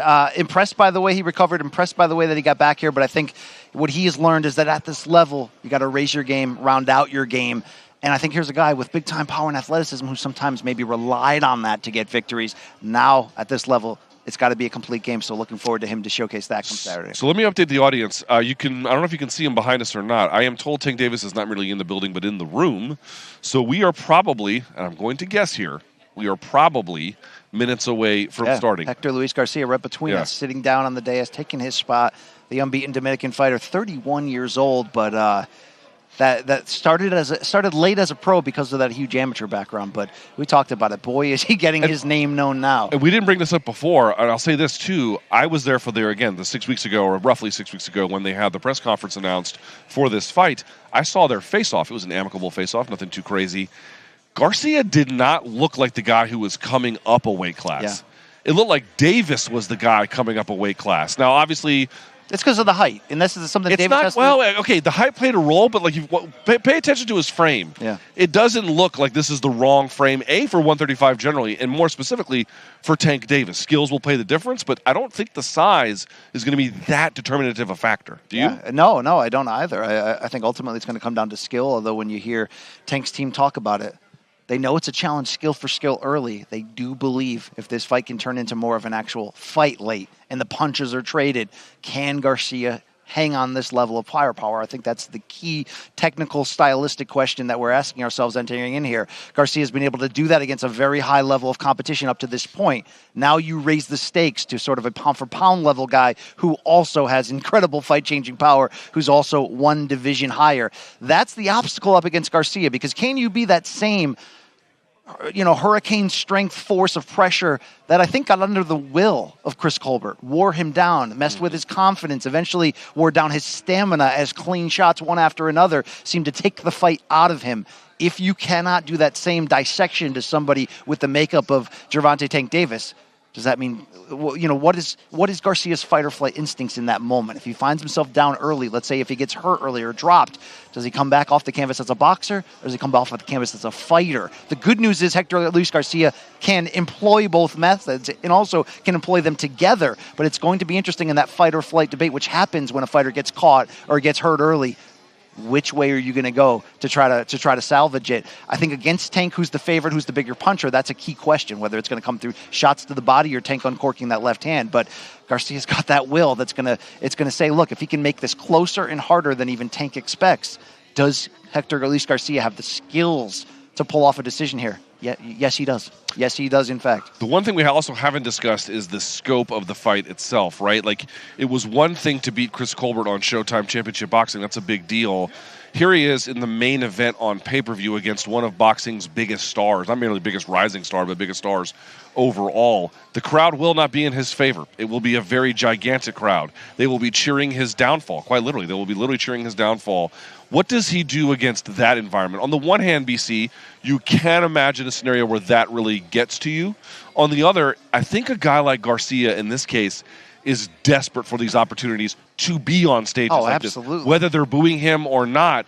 I'm not saying it won't have some kind of effect on him, nervous or otherwise, but I do believe in general he relishes the opportunity to elevate his career to this kind of status. We cover mixed martial arts on the same level we do boxing on our show Morning Combat. And I always ask this in the mixed martial arts side to fighters, especially fighters who have lost, let's say, big fights and are now trying to come back and rebuild. And maybe when you compare the two, we hold losses in boxing sometimes a little bit more against a young fighter on the rise than we do in MMA. But in MMA, it seems like any fighter who has their wrestling background goes, What are you talking about? I've been on the amateur wrestling scene collegiately, whatever, for years. I've taken multiple losses in the same day and still come back and win. This is how I'm wired. Somebody like Hector Luis Garcia with that deep of an amateur background, with the Olympic experience, you end up fighting elite talent all around the globe on enemy territory. This is nothing. This is absolutely nothing for him. The power of Gervonta could be something that's different for him. Right. But the stage, the pressure, I don't believe this is anything for Hector Garcia. Yeah, we're going to have to find out on Saturday. Again, Showtime.com/PPV for the pay-per-view. And, of course, if you want to get tickets, Capital One Arena, you can go to the box office. Or you can get them there or many other places as well. So we are going to be back after this version of the press conference. Of course, we already saw the undercard. This is now going to be the main event. Tank Davis, Hector Luis Garcia. Stick around for them, and then we'll have some analysis afterwards. With that in mind, let's go to the dais and Showtime's own Brian Custer. Well, good afternoon, everybody. Welcome to Washington, D.C. Welcome back to those who are here this afternoon. This is the official press conference for Davis versus Garcia on Showtime pay-per-view. I'm Brian Custer. I'm the host of Showtime Championship Boxing. Saturday, January 7th, Showtime pay-per-view. Gervonta Davis back here in his hometown area of the DMV. 6 years ago was the last time we did a fight here. This is the city, Gervonta may remember, where Tank began his professional career.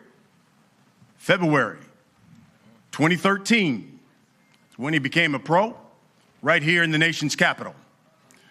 Well, on Saturday, January 7th, Tank will take on Hector Garcia at the Capital One Arena. In fact, that venue, the first boxing show there held, was televised by Showtime Championship Boxing back in 1999. Last time we saw Gervonta Davis in the ring, last May. That's when one of the sport's pound-for-pound best stopped his nemesis, Rolly Romero, with just one punch. But on Saturday, he's got his hands full. He's taking on the Ring Magazine's #2 fighter at 130 pounds. He is the newly crowned WBA junior lightweight champion. He's unbeaten, just like Gervonta. Hector Garcia. Garcia had that breakthrough performance on Showtime Championship Boxing in February when he beat Chris Colbert. Did it on short notice, by the way. Dropped him in that fight. And then in August, he took away Roger Gutierrez's world title in a dominating performance. This event is being brought to you by Premier Boxing Champions. It's being promoted by GTD Promotions, TGB Promotions, also in association with D&D Boxing. Tickets for this, they're limited. If you want to get them, you better get them now. Get them fast. You can get your tickets at Ticketmaster.com.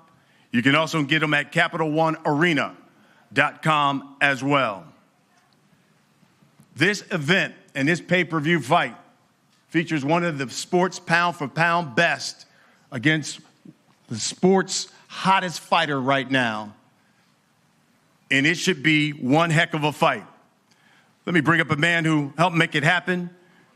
He's the president, GM of Showtime Sports, Stephen Espinoza.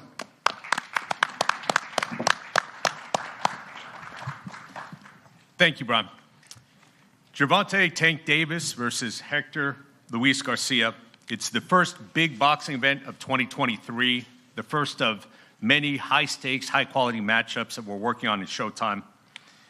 You know, Tank is assuming a huge risk, facing a dangerous fighter like Hector Luis Garcia. Garcia is one of the hottest fighters in boxing, strong candidate for 2022 Fighter of the Year. Beat Chris Colbert, highly touted prospect, on short notice. Then he won his world title by beating Roger Gutierrez. He's a 5'9" natural southpaw, 16-0, 10 KOs, 400 amateur fights, power in both hands. He's a former Olympian from the Dominican Republic, Say what you will, but this is a formidable opponent for anyone, including Tank. All of us at Showtime are thrilled to be back here in the nation's capital. This is the 10th time we've been in D.C., and as Brian said, it's the first time we've been here since 2016 at the Armory. And I remember that particular date for several reasons, but it also happened to be the first time that I saw Tank in person. He was on the off-TV undercard on an Adrian Broner card at the Armory, and his promoter came up to me and said, "You should make sure you get here early to see this young kid I'm working on." And that was Gervonta Davis. So a lot of parallels, in this return, not just because Tank is from Baltimore, a short drive up the road.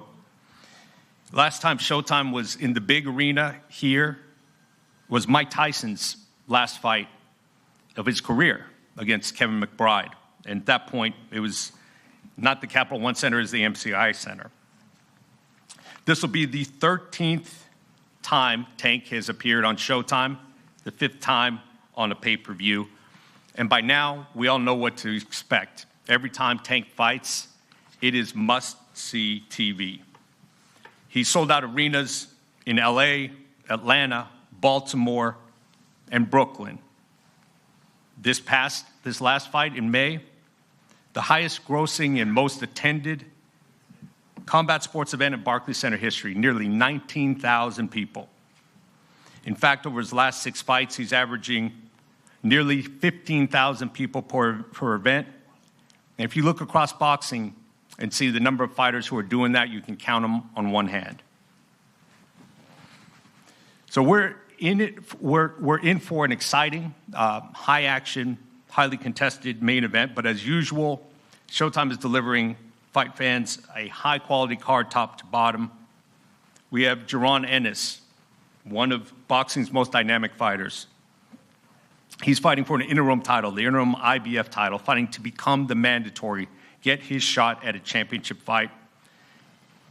Now, there's lots of stats you can say about Boots, but the one that's most impressive to me, if you take away his no contest against Chris Van Heerden, which was the result of a headbutt, Boots is on a 19-fight KO streak, 19 straight stoppages. In fact, in his last 11 fights, he has 21 knockdowns. So like Tank, when Boots fights, you know what to expect, and it's all action. But that's not it. Also on the card, rising contender Rashidi Ellis, taking on a Showbox alum in Roymond Villa. You got Demetrius Andrade making his debut in a new division at 168.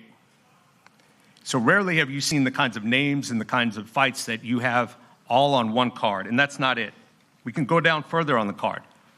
Lamont Peterson, Anthony Peterson, Brandon Lee, Vito Mielnicki, Jalil Hackett. From the established veterans to some of the best young prospects in the sport. It's an exciting night. Make sure you get there early and see all of these great fighters in action. We'll see you then.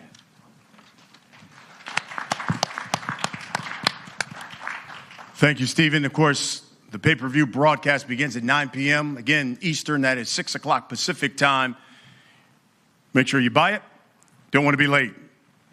All right, let's talk to some of the guys, the participants here, taking place in the main event.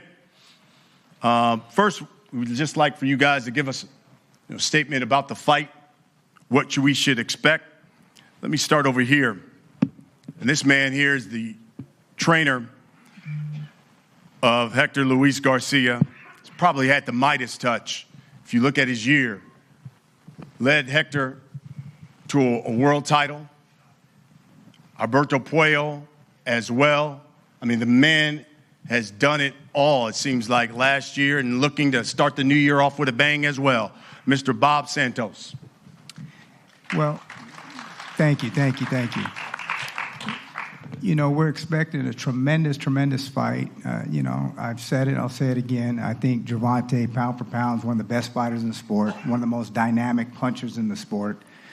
But that said, Hector's ready. We're prepared. We left no stone unturned. Just like Tank can fight on 3 levels, we can fight on 3 levels too. It's going to be an all-time classic. I look back to the fight with I had Robert Burrell fighting Andre Berto, and everybody said Berto's too big of a puncher. He knocked out Freddie Hernandez, that Ares Landalara that I had went the distance with a junior middleweight. And so we're going to be very prepared for this fight, and I'm expecting a tremendous, tremendous fight, and we're confident we're going to come out victorious January 7th. Thank you, Bob. Let's hear from the trainer of Gervonta Davis. I've always said what he and Kenny Ellis do at that Upton Center there in Baltimore is tremendous work. Mr. Calvin Ford, if you would, give us a few words. How y'all doing? Hey, question, Santos. Do he got that shirt on, Fight of the Year? Well, we're not sure. I don't know. I didn't look at him today in the bathroom. I don't know. I have no idea. He got a jacket on. Okay, tell him I like that shirt. We love it. We love it. We're thankful for it. All right.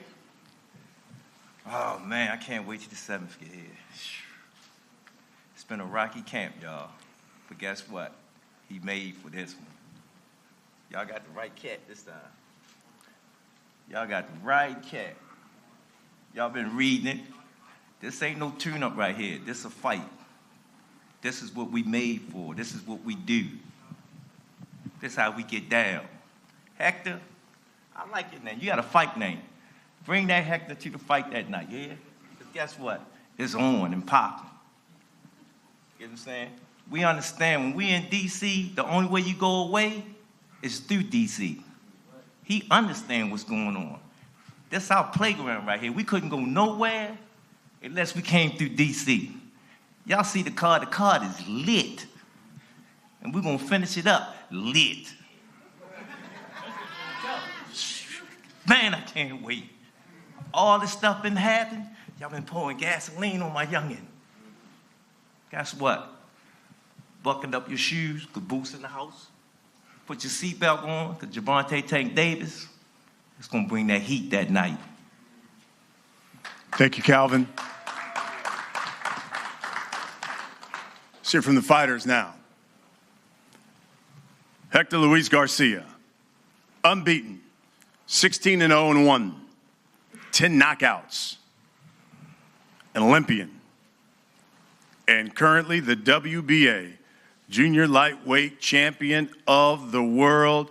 Hector, if you would, give the folks some words on how camp was for this fight and what should they expect January 7th when you step in the ring with Gervonta Davis. Héctor, bueno, contanos cómo fue tu campamento de entrenamiento y además lo que crees que la gente debería esperar cuando te vea subir al ring el sábado 7 de enero. Primero, quiero darle gracias a Dios por la oportunidad, SHOWTIME Boxing, PBC. Mi campamento fue un campamento incansable, gracias a mi equipo de trabajo. Todo salió bien, perfecto, como estamos listos para el próximo 7 de enero. First of all, I want to thank everyone involved with this fight. This wouldn't have been possible without you. And my camp, it couldn't have been better. My team is tireless. We worked so hard, and you're going to see the results on Saturday night because they're going to be phenomenal. And now, Gervonta Davis, 3-division weight champion, knockout percentage at 93%, one of the highest in boxing. Unbeaten as well, 27-0. 17 of his last 18 fights have ended in a stoppage. Tank, if you would, talk to the people about this fight on January 7th. First, I want to thank SHOWTIME, Al Heyman, my personal team. Got Mia Edders for definitely getting me through this camp. She trained with me day in, day out. The undercard, a stat card, I finished though. Saturday night boxing win. You know what I mean? It's a stat card from the first fight to my fight. You know what I mean? So I feel as though we trained hard for in training camp. We did a lot been going on. I want to go over a little situation that he said on Facebook. Talk about he looked like a lawyer and we look like inmates or something. He said on Facebook. So it definitely turned me up. So Saturday night, you definitely don't want to miss this one. This one's gonna be a tough fight on his end. You know what I mean? I'm gonna make sure that. So make sure y'all come early and don't get no popcorn, don't get no water, don't get nothing. Make sure y'all seat, y'all butt glued to the seat and eyes on the ring. I promise you, it's gonna be something. It's gonna be fireworks. So thank y'all for coming out and see y'all Saturday night. All right, let's talk about the fight. Tank, I'll start with you because you alluded to this. With everything whirling around you outside of the ring, how were you able to focus on this fight? This is my job. I've been doing this since I was, 7. I feel as though it come with it. You know what I mean? If I stop now, then I feel as though that I ain't really do what I came to do just yet. So I feel as though if I keep pushing, that's just a hump in my road. So just like this fight, I feel as though I got to get through this fight to pass or go to the next one. So I feel as though it's just humps in the road that we all have in life, and I'm just human. You know what I mean? So. And what do you think your feelings about fighting back here in the DMV, so close to home, where your career professionally started? I would assume you kind of have a little more juice when you're back here. D.C. always been an excitement when it comes to boxing. You know what I mean? I think there's a lot of talent in D.C. that people sleep on. I feel as though D.C. is a boxing town and got so much talent, and I'm excited to come back and fight in D.C. You know what I mean? Like my coach said, we used to have to get through D.C. just to go away. You know what I mean? So I always, you know what I mean, treated D.C. like a second home. I remember back in the day it was saying like a rival against D.C. and Baltimore, but I never really got that because I had a lot of friends like Pat, Ramo.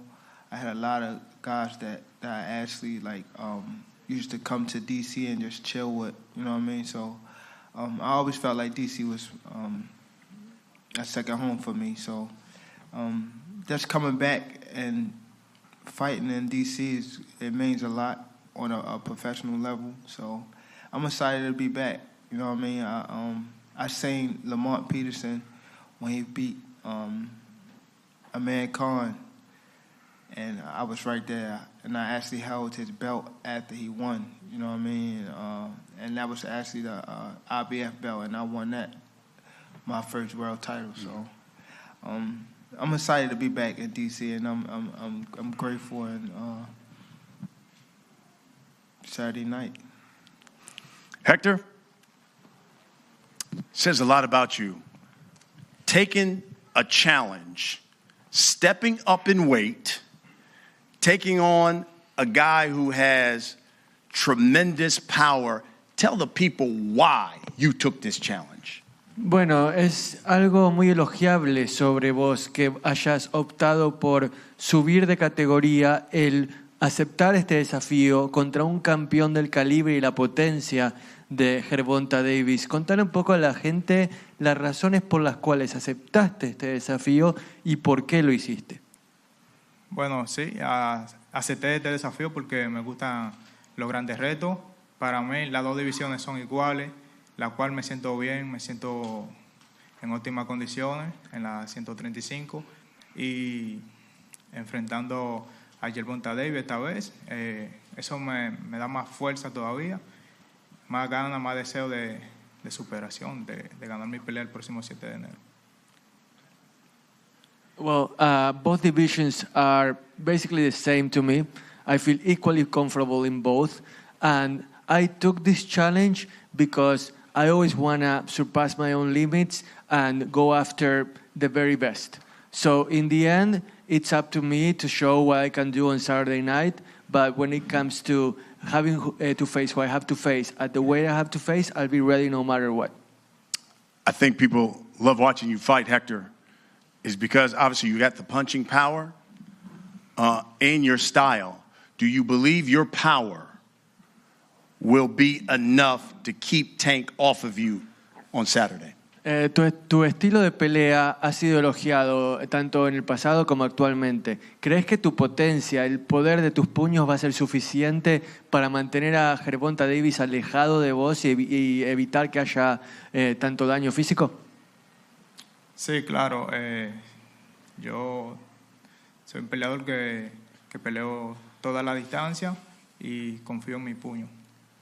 The bottom line for me is that I can fight at whatever distance the fight requires me to. Up close, with my reach, using my power, whatever is required. I'm going to be ready. Bob Santos, you were quoted in the boxing scene as saying, you give Hector a full 8-week camp and folks are going to be surprised of the outcome when it comes to him fighting Tank Davis. Yeah, no doubt about it. Like I said, I got the utmost confidence in Hector. That's why we took a fight with Chris Colbert with 19 days, right? Everybody told us, oh, you're crazy. I said, I know what I'm looking at in the gym. Everybody talks about, this guy's a killer, this guy in sparring.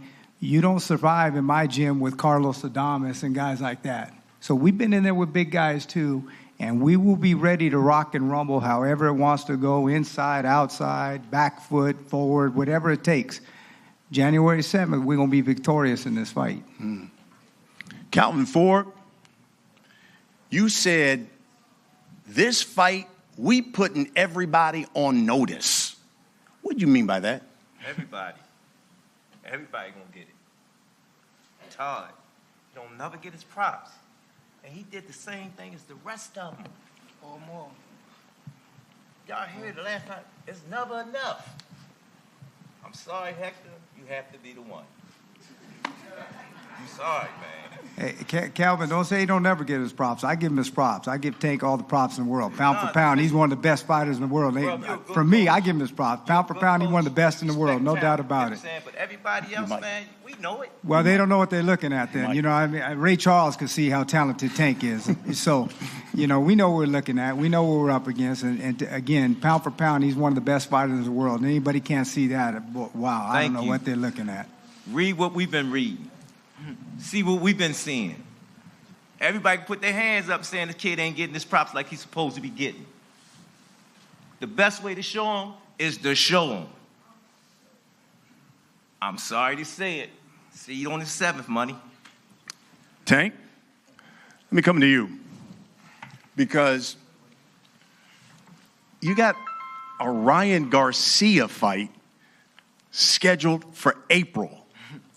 Why in the heck would you take another fight against a guy of this caliber before that supposed to be fight in April? I feel as though he earned his spot.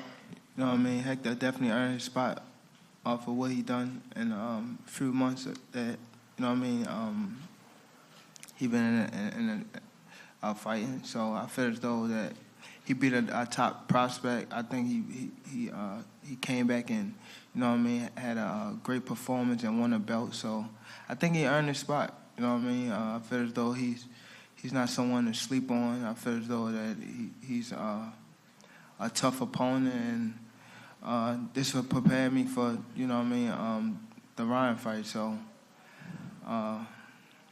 hopefully we don't get too banged up in this fight so we can put it on Ryan. But he definitely ain't looking past this guy. I feel as though he's He's tough. He's tough, and I just want to go out there and put on a great performance in front of a nice crowd and show him that I'm actually one of the top guys.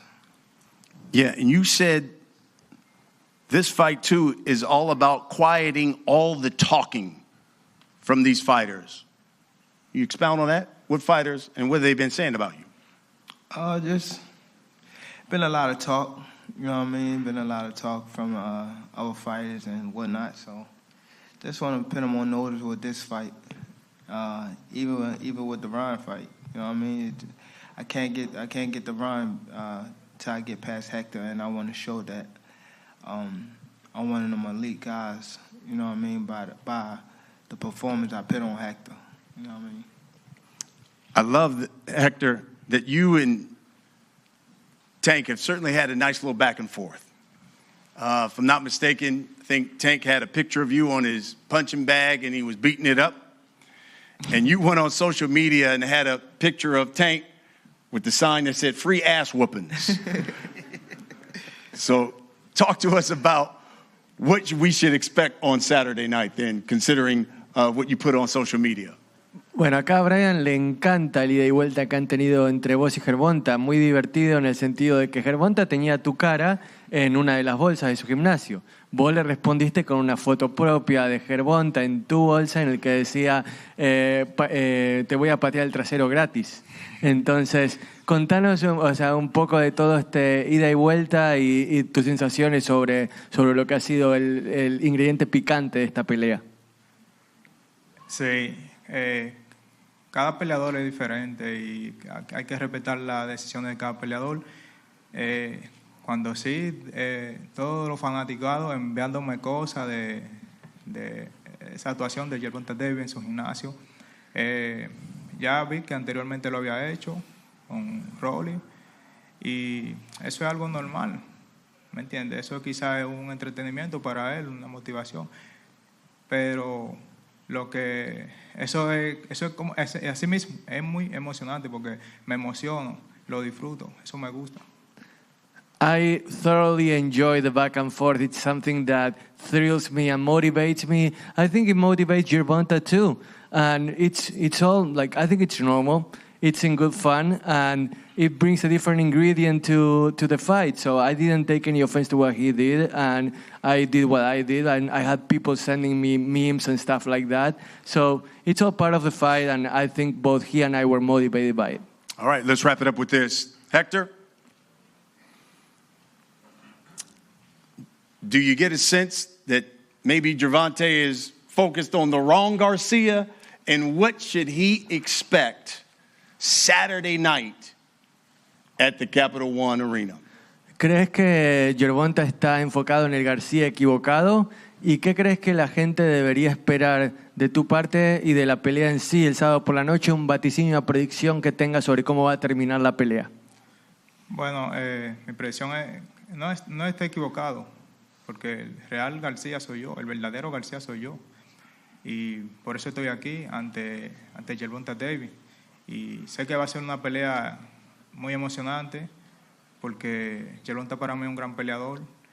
Y yo estaré listo para como él venga, ready. The real Garcia is right here. I'm the real Garcia. I don't care who he's focused on because I know I'm the true challenge. And Saturday night, fans are going to see a thrilling fight. They're not going to want to miss it. And it's going to be a show that everyone will enjoy. Bob? Well, you know, when they're talking about Ryan Garcia, the reality of it is, in this sport, it's what's earned inside the ring. We have here next to me a man who's an Olympian. We have here next to me a man who won a title eliminator. We have here next to me a man who won a world championship. We have here next to me a man who was in, you know, the upset of the year and was victorious. And we have here who's a man by everybody, Sports Illustrated, Boxers Writers Association, Ring Magazine, a Fighter of the Year candidate. The aforementioned Ryan Garcia has done none of the five. He may end up doing something at some point, but as of today, you earn things inside the ring. That's why I have the utmost respect for Gervonta Davis. When they talk about some of these other champions, and I look to, you know, mutual opponents, Gamboa, I look at a Devin Haney, he went the distance with him. This man stopped him. Pitbull Cruz, I know very well. Me and Hector know him very well. He said this fight's a 50-50 fight, that there's a reason for it. He's a very, very tough guy. So things are earned inside the ring. And that's what's going to happen January 7th. Tank, I'll give you the final word here. For everybody who's going to buy your fight, pay their good money, come out to the arena, what can you guarantee that they're going to get when you get into the ring with Hector Luis Garcia? First, I want to say I want to send my prayer and love out to one of the Bill players that hurt themselves actually playing the sport on the field. You know what I mean? Damar Hamlin. Wish him a speedy recovery. Hope he make it, you know what I mean, back to his family and friends, and guys be able to play again with his brothers on the field. So I want to send my prayers to him and his family. As far as the last word I want to say to Hector, just be ready. Be ready. I feel as though this camp been great. Little hiccups, but we got through it, and I know that Hector somewhat ready or coming. Just don't make a lot of mistakes, because if you make too many, it might be an early night. There you have it. And it all goes down on Showtime pay-per-view. Saturday night, 9 p.m. Eastern. That is 6 o'clock Pacific time. Again, tickets are limited. You can get them at Ticketmaster.com, CapitalOneArena.com as well. Gervonta Davis, unbeaten. Hector Luis Garcia, unbeaten. Two world champions collide here in the nation's capital on Saturday. Gentlemen, let's get a face-off if we could. Face-off.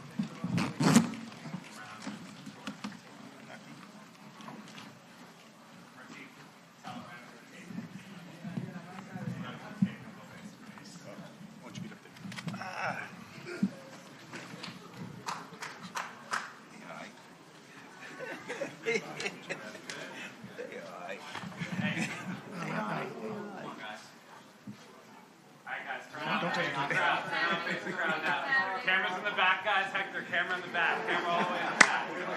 This is going to be a good fight. It's going to be a good fight. All right, guys. You're in the first row, please. Hector and Gervonta in the first row, please. Calvin and Bob, you guys want to come around and get in? Bob, come around that way. Calvin, right here. You guys all look in the first row, guys? D1. D1. All right, there you have it. You see Gervonta Davis with his trainer, Calvin Ford, Hector Luis Garcia with his trainer, Bob Santos, Luke Thomas, Brian Campbell here with you at the Davis versus Garcia press conference from Washington, D.C. Brian Campbell, an interesting reaction from the two. A little pushing and shoving, but seems like some respect as well. Your reaction. I like how both fighters presented themselves at this press conference after rightfully a long wait to see them get up there to hear what they have to say. So first, let's talk about the camp with Hector Luis Garcia and trainer Bob Santos. First of all, let's give Bob Santos a credit. As big of a year as Hector Luis Garcia had as a breakout fighter, he had the same as a coach. But what he said is, look, we're the right Garcia. Forget about Ryan. Look at what we've accomplished. Look at what we bring to the table. A reminder to all of us at the task at hand. But how about this? Not just back there, but really at every turn this week. When Hector Luis Garcia speaks, when Bob Santos speaks, they're saying two things. If this turns into a fight, if we have to match firepower for firepower with Tank Davis, we're more than willing to do that. And number two, trainers saying, we guarantee this will be the fight of the year. So from the standpoint of Hector Luis Garcia brings two different styles into the game. He can box, he's got the amateur background. He also can walk you down, wear you down, and volume punch to get you out of there. If it turns in the direction of a two-way fight at close range, they're willing to walk through that hell to get what they have to do to get another upset big win on the rise of this 31-year-old Dominican fighter. And on the flip side, Luke, we talked about the potential distractions for Gervonta. How can he put everything outside of the ring on pause to be able to focus on this? You almost saw him go the extra mile and say, I've been using all this as fuel. And we're certainly not here, to sort of overlook some of the things that he's been entangled in. But if he can do exactly that, meaning Tank Davis, take all of the distractions, all the negativity that he has received, whether good or bad, whether warranted or not, and funnel that into his work and the performance he expects to bring out there, this very much could go in the direction that trainer Bob Santos believes that it might, which is at some point this is going to turn into more of a fight than a boxing match. And you certainly have to like your chances if you're Gervonta Tank Davis with one of the highest knockout percentages among active champions in the game today at 92%.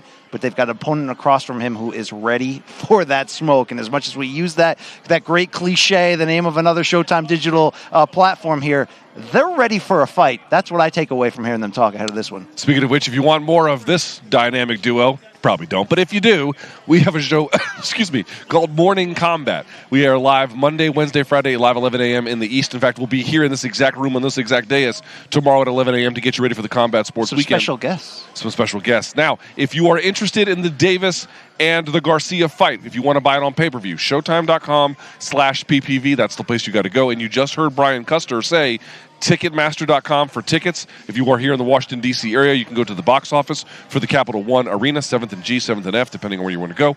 BC, Showtime Sports President Steven Espinoza spoke to you just a moment ago. What did he tell you? That when we look ahead to the arena for Saturday night, 16,000 tickets sold. I believe the capacity can go as high as 20,000 for boxing. I think it's a little bit less, actually. So as Brian Custer mentioned, tickets flying off fast if you have plans to do it and be here in D.C. on Saturday night, not just for Tank Davis versus Hector Garcia. You've got Boots Ennis. You've got Demetrius Andrade. You've got Speedy Rashidi Ellis, who we had there, and so many others. You're going to have to get them now. This is filled up fast. People come out to see Tank because he delivers. Can he deliver, though, this time around against such a hungry, experienced opponent who has no fear? You saw the little push-off. I'm glad because of the, like you mentioned, maybe the lack of security up there on the dais, that it didn't escalate into any more, and it turned out to hugs and hand pounds in the end. But Garcia not backing down, and that's a key part of it. You don't get to Ryan Garcia until you fully handle your business first against Hector Garcia. Only, again, not somebody you're going to pass over, not somebody you're going to step on to get through the way. You're going to have to earn it. Hector Garcia ready to go to that place against Gervonta Davis. Fight of the year potential here, Luke, according to the combatants. We'll see what happens Saturday night. We shall see indeed. That is it for us here today. Join us tomorrow at 4 p.m. Eastern for the weigh-ins for Tank Davis versus Hector Luis Garcia. We'll be right back, I believe, here in this room. We'll have a couple special guests with us on the stage. It'll be a grand time. That's Brian Campbell. I'm Luke Thomas. Thank you guys so much for watching. We'll see you tomorrow for the weigh-ins, and until then, enjoy the fights. We are charged to protect these kids. Go! I'm a police officer for North Minneapolis and coach for the North High School. Go! These kids don't trust cops. It's definitely a difficult time right now. Kind of weird, but I'm building bonds with police. The violence is nonstop. You can hear the gunshots. When them lights flicker at 7 o'clock, you ain't hearing none of that.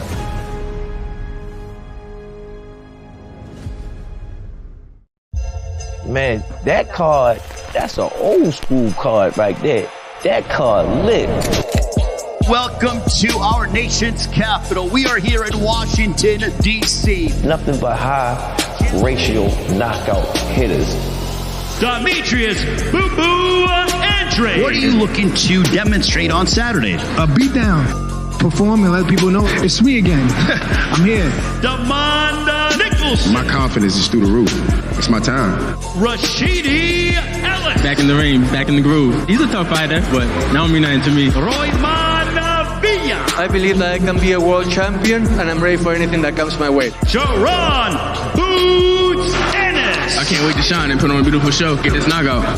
Ennis and Chukhadzhian. I will bring this title to Ukraine. The undefeated world champion, Gervonta Tank Davis. Walk in like a boss where my money at. Either stepping stone to what I want to do. We're going to be ready. Hector Luis Garcia. I'm going to give my blood, sweat, and tears until the very last minute of the very last round. I can guarantee you that. Gotta wait and see, man. Gotta wait and see.